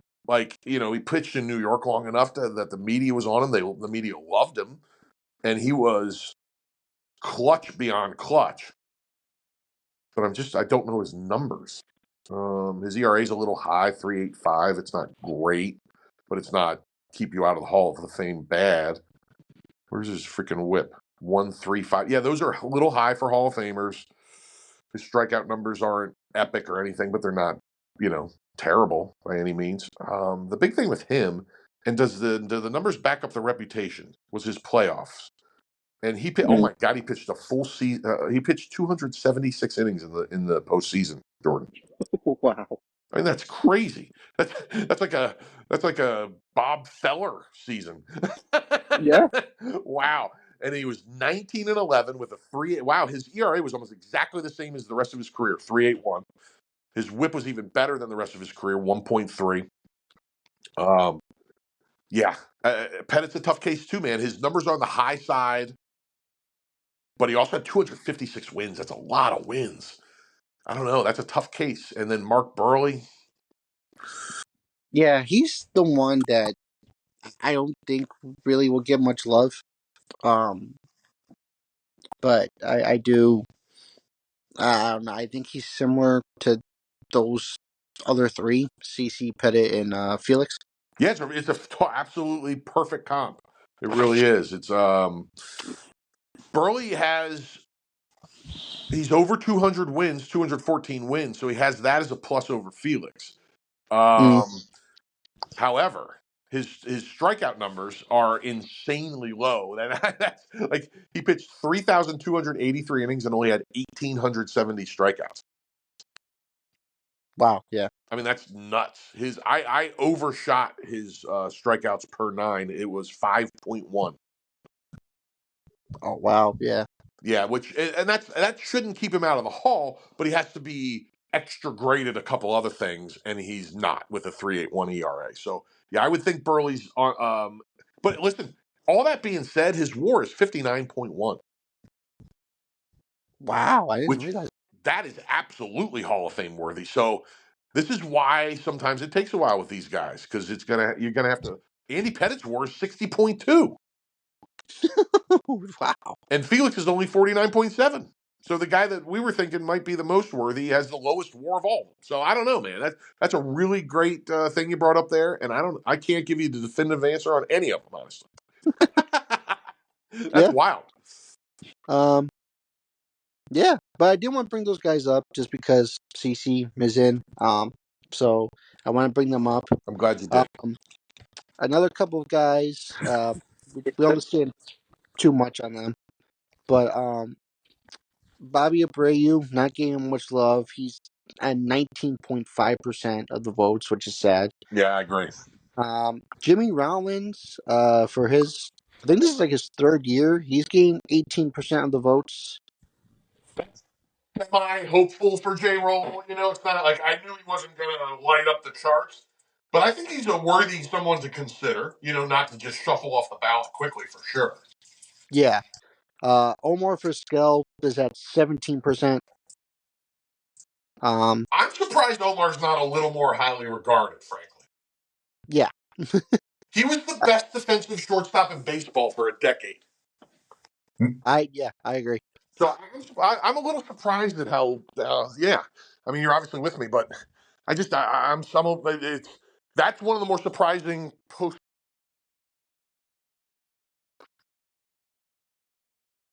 Oh, uh, we lost Al there. Al, are you with us?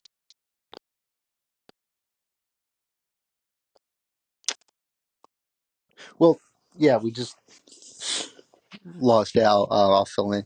Omar Vizquel definitely. Oh, busy back? No, we lost connection. We lost connection with Al. Let me see if I could invite him back and get him on. But we're talking about Omar Vizquel and how he, how he's probably one of the most defensive shortstops in all of baseball. Doesn't get much love. Don't know why, but definitely, uh, you know, writers on. And we got Al back.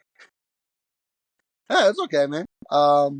We were still recording. I was just filling everyone in, talking about how you were talking about almost Vizquel, being one of the great defensive shortstops in that time, and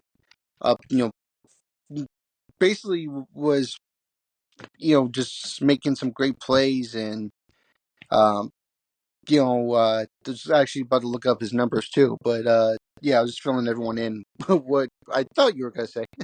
You handled it perfectly because that's exactly what I was going to say. And by the way, we talked about Andrew Jones's Hall of Fame case, which is worthy and close to actually happening, and good for him. And he had 10 Gold Gloves, which was epic and astounding. Well, guess how many Omar Vizquel had? 11. Wow, nice. Yeah, and he won 9 in a row from '93 to '01. Wow. Yeah. Oh, and here's another case for him, by the way. And this is Mhm. one that should not be ignored. His let me say this better. His .9847 fielding percentage is the all-time best at shortstop. Wow, yeah. He's the all-time leader in games played at shortstop, and he's the all-time leader in double plays turned at shortstop. Wow, yeah. What He the was heck? Ozzie Smith of his generation. Yeah, and I'm surprised he's not getting that much love. I I am wonder too. why. I don't know if it's because he hung on so long and people forgot how good he was by the end or something. I don't know. I don't understand. I would love to get Craig's take on that the next time we have him on a pod because we're of the same generation and I'm curious what he thinks there if he's on the same page as me because I think it's astounding how people are forgetting how great he was so quickly. Yeah.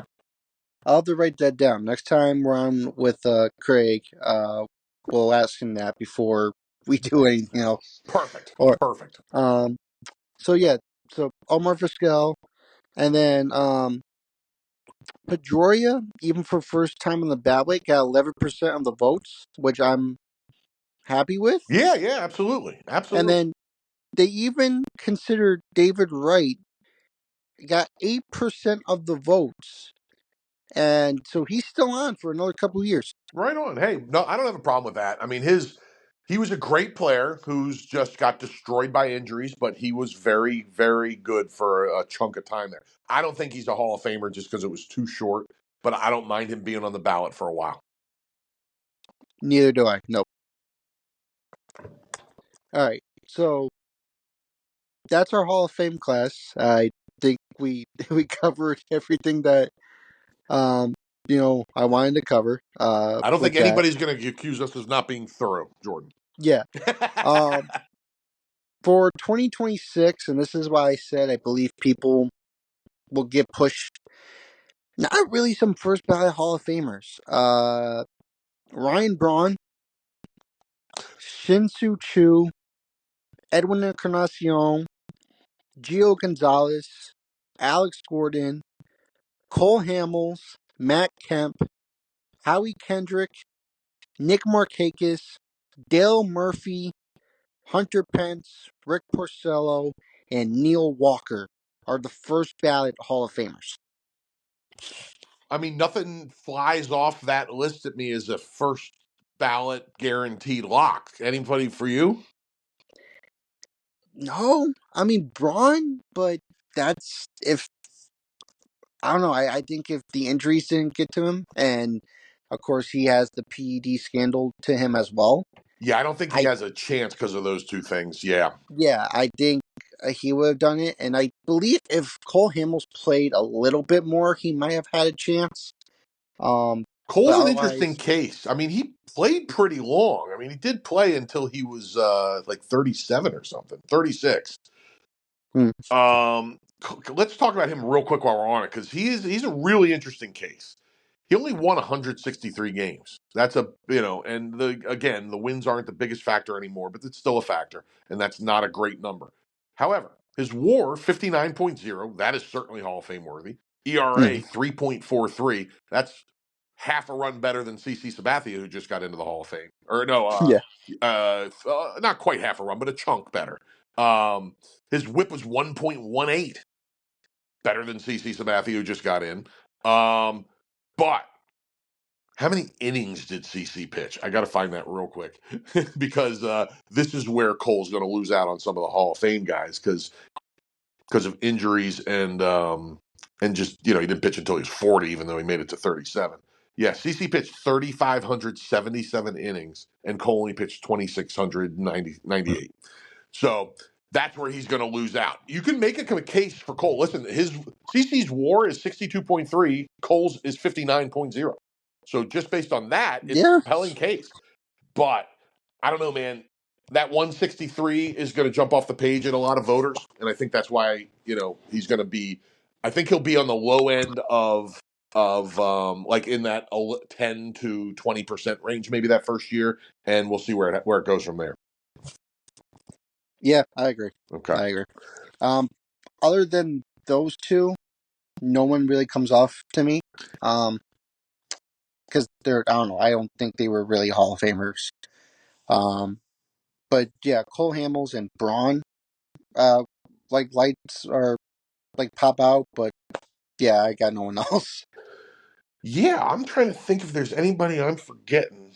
Um, I think the best case for next year are the guys we already talked about that have been on the ballot. I don't think there's anybody like Matt Kemp at one point looked like he was going to be a Hall of Famer, but injury struck and it's not even close now. Right. Um, there's a lot of guys like that were like were close or were good, really good players, but just not Hall of Famers. So yeah, I don't think it's going to be a good year. With that in mind, I think it'll be a really good year for guys who have been hanging around for a while because there's not going to be a lot of first time people that they're going to have to vote for. I agree, 100%. Yeah, that's interesting. Cool. Yeah. All right. I know we done this long, but you mind going over some free agent moves that have happened Not at since all, we my left? man. Let's do it. All right. So the last podcast I talked about the major ones, but here's some ones that happened after we actually did big ones. Josh Bell went to the Nationals. That's right. That's right. So I think it'll be more of a DH, maybe platoon with Nathan Lowe, who they got from Texas. Yeah, that's an interesting combo now that they have there. Yeah. Yeah. Josh Rojas went to the White Sox, minor league deal. Um, I mean, he's an okay player. Really nothing up or down, No, but really. you know what that is? That is the White Sox hoping they catch lightning in a bottle and they can trade him for something at the trade deadline. Yeah. Yeah, I believe with that. Um, Hai Sung Kim Yeah. signed with the Dodgers. Yeah. Jeez, man. Um, Who and because of that, Gavin Lux went to the Reds, which I'm not mad about. I think that's a great double play combo between Ellie De La Cruz and Gavin Lux. Yeah, listen, I think that has potential to be special. And Lux is a really interesting player, man. I am so fascinated by him. Has he managed to stay healthy for a full season yet? Last year was the best he did at 139 games. Yes. So, and he missed all of 2023. But yeah, this is a promising guy, and he's moving to a nice. I mean, listen, you're not going to get any better than playing on the Dodgers offense. But if you're leaving the Dodgers, going to play in Cincinnati with that young offensive team isn't a bad choice. So No, he ended up in a good spot with a great double play tandem, and yeah, I think that's a fun little move right there for both teams to get rid of I think create space for the Dodgers and give Gavin Lux a good landing spot. I agree. Right on, right on. Um, Baltimore finally did something. They got Charlie Morton, a veteran pitcher, for a 1 year deal. Good old Charlie, man. Charlie just keeps on trucking. I like he was. It felt like he was old 10 years ago. I mean, how old is freaking Charlie now? I love this guy. He's got to be I like. think he's like 38, 37. I would have bet he was in his 40s. Maybe I'm crazy. Let me just make sure real quick. How old? Maybe maybe I am crazy. Maybe he is in his. 41. 41. Okay, so That's something, man. Good old Charlie Morton. Yeah, no. Listen, this guy, he still pitched pretty well last year. You know what I mean? mm, He was a great pitcher for a long time, but he's still a decent pitcher. He's turning into this generation's Jamie Moyer. yeah, Maybe he'll I pitch till forgot. he's 47. Yeah. But no, it's a good move for Baltimore because now you have him and Zach Eflin, two veteran guys that are gonna help that pitching staff 100%. I completely agree. Yeah, because Baltimore was in real danger this offseason of just fading into obscurity again, to me. And they'd made some good moves. So I don't think they're going to now. I mean, they replaced help me with my bad name thing. The best pitcher on the market this year that wasn't Japanese was Corbin Burns. thank you. They lost Corbin Burns and they replaced him with two other guys that are like they're not one, they don't equal one Corbin Burns, but they are nice pitchers. So yeah, I'm curious about because it's so hard to compete in the AL East against the Yeah. Yankees and a lot of times the Red Sox. Well, that hasn't been the case lately, but And the Orioles haven't done a very good job over the last couple of decades at it. And I'm curious to see how long they can hang in there. I agree. Yeah. Right on. Justin Verlander signs with the Giants. Fascinating. Yeah, I mean, what do you think about this one, man? Because this is just I don't know what to make of this one. It's interesting. I'm surprised he didn't sign with a contender. Like so many guys were on him. I I agree. thought like at least Detroit will maybe bring him back, but I'm not gonna lie. I mean, I know we're gonna talk about the Dodgers pretty soon, because that's all that seems like this offseason was. But if healthy, I like the Giants 1, 2, 3. What? Help me out here. I'm blanking. It's So number 1 will be Logan Webb, oh sure, great number one, absolutely. followed by Robbie Ray, Oh yeah, Robbie Ray, absolutely. Okay. and then you have Verlander. Yes, and listen, I think the over under for starts for Justin Verlander at this point in his career is 14. Yeah. So if you get that, great. And when he's healthy, great. But listen, he wasn't even good when he was healthy last year. Like up until last year, as long as he was healthy, he was Justin Verlander. But last year, his ERA was 5.58. He had 17 starts. You know what I mean? So I don't even know. Like Verlander might be done.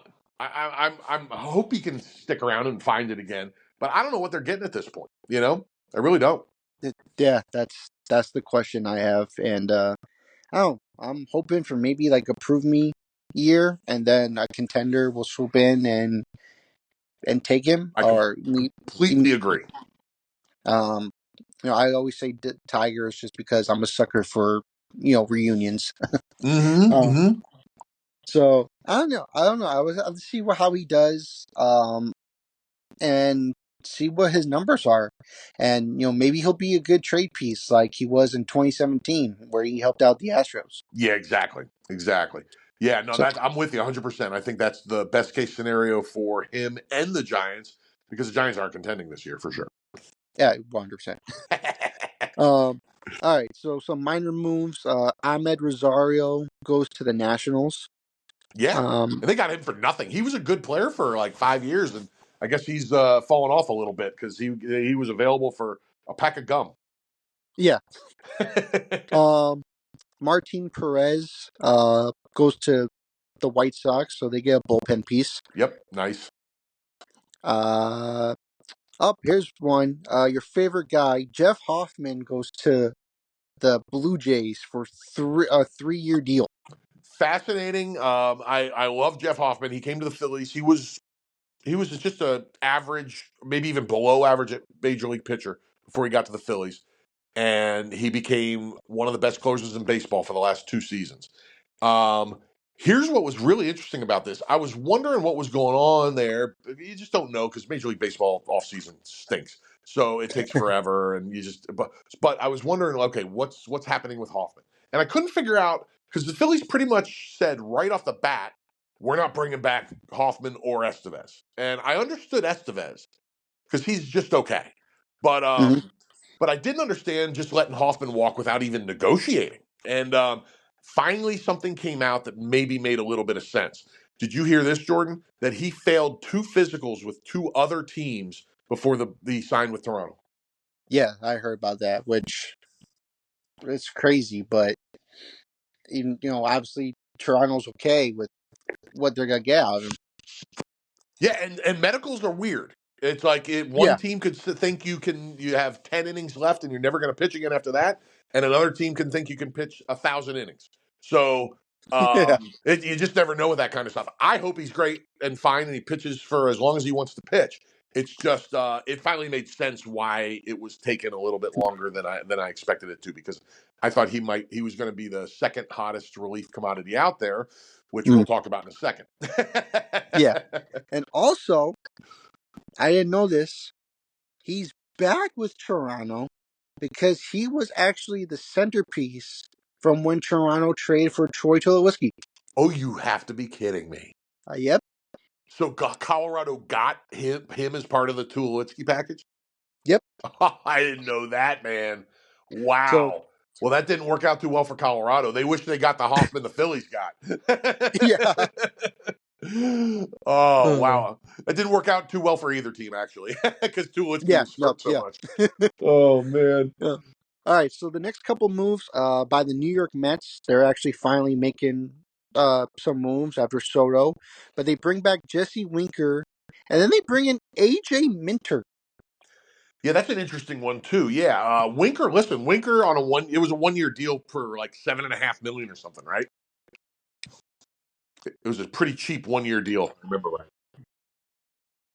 Yeah, 7.5 million. Yep, and it could Right on. reach 9 million if they hit a bonus. But Yeah, and Winker, man, Winker's really up and down. But if you get the good Winker, you get a really good player. So I have no problem with taking a shot on a guy like that. I mean, the Phillies did it with what's his face, the left fielder from Minnesota. uh, Max Kepler, Thank you. Craig already knows how bad I am with names. I'm sure you're learning. slowly but surely. Thank you for your help because I'm bad. I really am. But the Phillies did it with Kepler, and the Mets did it with Winker. They're probably. I assume they're looking at him as a like a platoon guy to play against righties. Yeah, that's what I'm going to think because as of right now, the outfield, at least center field's not that good. But I know they'll have Nimmo and Soto and the corners, and then center field. I think will be either him, Marte, and Jose Siri. Right on, right on. Oh, it's awesome. That is freaking awesome. Yeah, man. Yeah, Winker's an interesting cat. He looked like he was going to be a star a couple of years ago. Yeah, But yeah, and then that's a decent signing for them. Nothing major. AJ Minter I think is a great move I because agree. he's been dominant for the Braves. I completely agree. And they took him from the Braves, which is yeah, even extra sweet. Yeah. Um. Yeah. So I mean, I think that's gonna be if Diaz can be healthy, that's a great 8-9 punch for the Mets. Um. Yeah, that's huge for them, man. I mean, this guy's been one of the better relievers in baseball for like 5 years. So Oh yeah, 100%. yeah, that's a great move. And I don't Um. like saying that about anything the Mets do. Another minor move for the Athletics. They got Jose Leclerc Oh on a yeah, 1-year deal. I didn't see that one. Okay, cool. Yeah, so they got him. I like Leclerc. I do too. I think he's kind of a little underrated, but when he's on, he's on. Yeah, no doubt about it, man. So probably a great, probably be a setup man for Minter or not Minter, Miller. Miller, Wow. yes, Mason Miller. Yep. And then if Miller gets hurt, 'cause I know he did last year, Leclerc will fit right into the closer role. I, Um, I gotta say, I'm weirdly impressed with the A's offseason. I am too, and they're no one. They're minor moves that could turn big. I agree. I mean, they got this great addition here to their bullpen. Mhm. They signed the most expensive free agent in their history, Yeah, which still blows my mind. no, 100%. But yeah, no, they're both good moves. And listen, they somehow didn't finish last year, so maybe they can move up one more spot this year. Oh well, how that division is, I can see him. Yeah, man. Hey, why not? Let's go. Hey, they finished second to last this year, third to last this year. Let's go. Yeah, All from a minor league park. yeah. All right. Couple of Dodger moves again. Oh yeah, here we go. Sasaki goes to the Dodgers. Mm, They don't have the details on it because they're saying it's technically a minor league deal. Because he's 23 years old, you have to be 24 to get a major league deal from, if you're from Japan. yes. And then they also get Tanner Scott. Oh, that's a. I just assumed they were going to get Sasaki because of the Japanese connection that they have, but Yes. getting Scott was a real kick in the nuts. Yeah. It Oh, really was, and man. since we're going to talk about it, they also get Kirby Yates. That deal has yet to be finalized, though. But yeah, they get Kirby Yates too. Who, Another lights out closer when he's on. yeah, um, Well, he hasn't been a closer for years now, but a lights out reliever when he's on. I know we talked about or through the text messages we talked about it. I don't think this makes the Dodgers unstoppable. Nothing makes anybody unstoppable. Just ask Yeah, the Philadelphia Eagles dream team of 11, I think it was, when. And listen, remember, you're a Yankee fan. You know very well that everybody was calling your team the Evil Empire for the better part of the 90s, all the way up through 2010 or 12 or so. And hmm and they won their fair share, but they didn't win every year. You know what I mean? yeah, So and that's why I think the Dodgers are going to be. They're not going to win every year. no way. Now it wouldn't surprise me if they win, if they break the all-time. I was talking about this with Craig, and we both agree. Neither of us would be surprised if they break the Mariners' single-season win record. I wouldn't be surprised at all. Yeah, was that like 116 or something like that? 17. Yep, you're right on it. 17. Yeah. So I don't know. I'll have to. But that doesn't mean even if they do that, the Mariners didn't win the World Series the year they did that. No, no. But this is. I don't know if you saw through the text. In the last 25 years, Mm-hmm. the team that had the best record in baseball, Yeah. right, won the World Series 6 times Isn't that amazing? after 25 years. That's an incredible stat that you pulled, and just an insane number, man. That is absolutely astonishing. Yeah, it that blows my mind. That really blows my mind. Incredible. Um, yeah. So I don't know. It'll be an interesting season, but I think Arizona's better. The Cubs are better. The Mets are better. Um, so I think it's gonna be fun once they hit the playoffs. Uh, anything can happen. Man, yeah, I agree. Listen, I completely agree. It would not surprise me if they win the World Series, honestly, but it would also not surprise me if they don't. It's just how that's how this stuff goes. The top spending team doesn't always win everything. It's just how, the Phils are the number 2 team in spending baseball. I think the Yankees are 3, and um, that doesn't mean they're going to finish 1, 2, 3 in records this year. It doesn't guarantee it Yeah. at all. You know what I mean? Right. So yeah, I'm with you 100%. I'm also frantically trying to find a correlation between payroll and World Series wins. I'm not sure if I'll be able to find it fast enough, but we'll talk about it on another pod if I can't find it today. But that's an interesting thing to look into, I think. Yeah.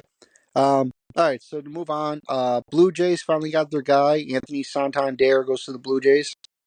This is one I really want to talk about. But please hit me with anything you want to say about that, because I have some stuff to say about this one. It's interesting. um, I think that they did need to make a move, especially with not one but two of their major stars are going to be free agents after this year. Um, and that's Vlad Guerrero and Bo Bichette. Yeah, Um, they had to do something to try to keep them, because you got to re-sign both of those guys, and you have to pull up the big moves. And I think this is one of them. He had a great season last year. Maybe try to go back and do that. Because he's also a great defender. You put him in left, you have Varso in center, and Springer in right. If all those guys stay healthy, it might not be that bad outfield. But this is a move that I see as this is a move the Blue Jays had to make. this is a fascinating one to me. I understand what you're saying, and I'm going to take a different angle on what you're saying, and even though I agree, which is this move reeked of desperation to me. They wanted to be a player in this free agent period, and they got beat on everybody that they really wanted. Um, all the big names. And you're right, they did need to do something. But what they did is they got themselves a guy who, it's thank goodness he's a good fielder, because if you were just paying for his hitting, you're rolling the dice big time. You know what I mean? He had a Mm-hmm. great year last year, but he also batted 235. He's a lifetime 246 hitter. He's his OPS. His for the first time in his career, he had an OPS over 800 this year, which is a mark of a great player to me, a great hitter. And that was 814, and it took 44 home runs to get him there because his other stats aren't great. So this is a guy they gave him 4 guaranteed years, and I think it's a club option on the 5th year. I think. So they're going to have him from 30. I think he's going to be no, he'll be 30 this season. So 30 through age 33, and I'm just really curious to see if this works out for them because this is a dicey signing to me, man. I'm really curious to see how this works out. Yeah, I do too. I would have loved to have Santander for a year or two, but committing that long is risky. Yeah, I agree. You remember when we talked, Jordan? Last thing I'll say about this, sorry, is No, you're good. oh, you're awesome. Thank you. Remember we talked about Javier Baez and Yes. his terrible contract and how he was so good before and blah blah blah, and he was. But remember I also said that I didn't like the signing at the time, and I didn't like it because there were some very clear signs in his statistics that his success was not going to be long term.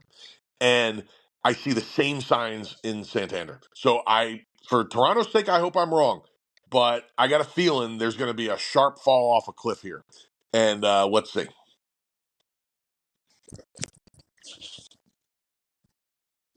Luckily for them, he's better at defense than Baez, so he'll still be useful even if he's not hitting. Yeah, I agree with that. All right, so 2 more moves, and then I would like Paul Sewald got signed by the Guardians, That's a great move. and then the move that came out yesterday, Jerickson Profar goes to the Braves on a 3-year deal. Now, see, for me, I like this because I am not a Jurickson Profar believer. I love that the Braves just committed 3 years to a guy who has had 1 good year in his 11 pro seasons. Yeah. Listen, maybe he pulled it all together at 31. But how many times in the history of baseball do you remember a guy being below average for 10 plus years and then being really good for the rest of his career? I don't know. It doesn't happen. I Yeah. mean, I can't remember a single. There's only one other season in his entire career that you can make a case was even okay, and that was 2022 when he had a 3.0 WAR, batted 243, had a 723 OPS. Like that's the best season he had. Oh no, I'm sorry. You could also say 2018 when he had 20 home runs and 77 RBIs and batted 254. That was probably the best season he had other than this. But you're talking about a guy whose lifetime batting average is 245. Yeah. So I was thrilled. The Braves don't make stupid moves very often at all. Yeah. So maybe I'm all wet about this one, but I personally think I love this as a Philly fan.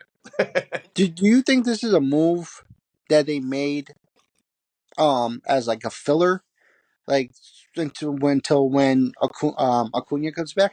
I think that's a big part of it. But you don't give a guy 3 years at that money just for that. So Yeah, that's true. it's definitely a factor, and it'll definitely be a help for them while they're waiting for him to come back, for sure. Because like we've talked about before, the big if you want to sell Jurickson Profar's positive traits, it's that he's a human Swiss Army knife. Yeah. He can play Yeah. everything but pitch and catch. He probably could catch too in a pitch. I wouldn't be surprised. Yeah. So yeah, if they get even like, I don't think my strong guess would be he's never going to have a season anywhere near last year again. But I still think he can be a valuable contributor to a team as long as his offense isn't a complete disaster. Yeah, I agree. I'm real curious to see where that one lands, man, because I wouldn't. That was one guy I did not want the Phillies to sign if they had to give him more than 1 year this whole offseason. So I'm real curious to see how that one works out. Yeah, me too. And then of course Bregman and Alonso are still not signed. Man, I'll tell you what. And there's I just saw an article today about how multiple teams have made Bregman an offer. He's been on and off again with Detroit a ton. They're actually saying that if Houston could trade Alex Presley, he will go back to Houston. So it's a money issue. They would need to clear money to make it Yeah, okay. Okay. but then I don't like because they're saying if that happens, he'll be the third baseman. Uh, Isaac Paredes will go to second, and they'll move Altuve to left, which I don't I like don't like that that at move. all. I don't like that at all. Um, yeah. And then Alonso, I'm hearing either between Toronto and the Mets. Somehow Toronto seems perfect. I don't know why, because like I don't know why Well, you that know, I seems. know what if he signs with if he signs with the Toronto, let's say it's a 3-year deal, you might actually have a shot to re-sign Vlad. See, you just and if Santander plays well, and the polar bear just keeps being the polar bear, all of a sudden you have a crazy offense. You might lead, you might set an all-time MLB record that'll never get broken for strikeouts on one team. Yeah, But it would be a scary offensive team for sure. So yeah, that's an interesting idea, man. I don't know. I don't have a good sense on where he's going to end up. I thought it was going to be back to the Mets all along, but that just doesn't seem so likely now. So I'm really not sure. yeah, I'm right with you. And then if I had to do with Bregman, I don't know. If this rumor is true, I'm gonna say he goes back to Houston. Okay, because I have two most likely scenarios for me are that and Detroit. Um, and I'm going to go Detroit just to be different, but it's 50-50 to me. And the only reason I'm saying Detroit is because he's been there. He's been there multiple times to negotiate. So Yeah, it's somewhere like you don't go back the second time if you're not interested. So I don't know. I'm just going to go with that and take a shot. But neither of those would surprise me. Anything else would be coming out a little bit out of left field. I haven't heard any really specific team rumors for him other than those two teams. Have you? no, I'm right with you. Right on. That's all I've heard. I heard some Phillies early on when there was a lot of talk about them trading uh, their third baseman. This is how bad I am. I don't even know my own player's name sometimes. Boom. Thank you. I was going to be the guy with the great hair, but we already talked about Jason Worth, and I didn't want to confuse the issue. But yeah, there was a lot of talk about the Phillies trading Bohm in the early in this offseason and then possibly signing Bregman. But I think that was a bunch of reporters just speculating because it never seemed to be really true. I never heard the Alec Bohm getting traded never picked up any steam, and I didn't understand it Right. in the first place. So I'm glad it didn't. Yeah, me too. Right on, right on. Yeah, Um, good stuff, man. Okay. all right. I know we're probably like over 2 hours, but I did want to do this because I found it. Please. So we're talking up until 2015. These are the winners and their payroll. Oh, great, Uh, great. so 2015, Kansas City had the 13th best payroll. Right on, right on. So and the Cubs had the 5th best payroll when they won in 16. Okay. Houston had the 17th best payroll. Wow. Um, Boston had the first. In 1819, the Nationals were 7th. Wow. 2020, well, yeah, it was the Dodgers with number 1. Okay. 21, the Braves had the 10th best payroll. Okay. Houston again had the 8th best payroll. Okay. And then in 2023, the Rangers had the 4th best payroll. So that's roughly 10-year run, and there were only two teams that had the top payroll that won. Yes. See, that's what we're talking about right there. You know what I mean? That's 20%. You know, you can't. That's it. Doesn't. It's annoying and it stinks to watch as a fans of other teams, but it guarantees nothing. Yeah, I agree. Yeah, I love it. Good stuff. I was trying to find that too, and I couldn't. So good pull. You're welcome. All right. Well, that's going to do it. It was a long one, but Al, I really do appreciate you joining me. It's been a lot of fun. My man, I'm happy to do it anytime, and I will do a baseball marathon at any time with you, my friend. Thank you. I appreciate it. Absolutely. And then to all the fans listening out there, either join us next week or the week after. We'll continue the top 10, this time second baseman.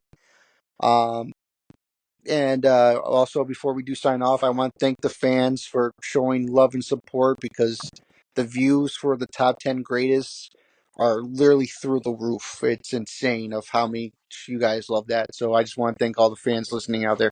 That's so awesome. Yeah, let me double down on that. Absolutely, we love doing it, and it's just nice to find that other people are enjoying hearing us talk about it. It's really cool. I agree. So if you're on YouTube, please make sure you like, subscribe, and comment. And also watch out for the next coming weeks for the uh, top 10 great second baseman. We'll have to talk to Craig about that whenever's good for him. But before we sign off, Al, you got anything to add? No, man, I'll just throw out that the pod I do with Craig Perkins. It is called Oh my God, what is it called? Listen, look at me with my names. It is Perks Recap Podcast. Man, I forget, what is my name, Jordan? Help me out here. I think it's Al. Perks Recap Podcast on YouTube and Spotify.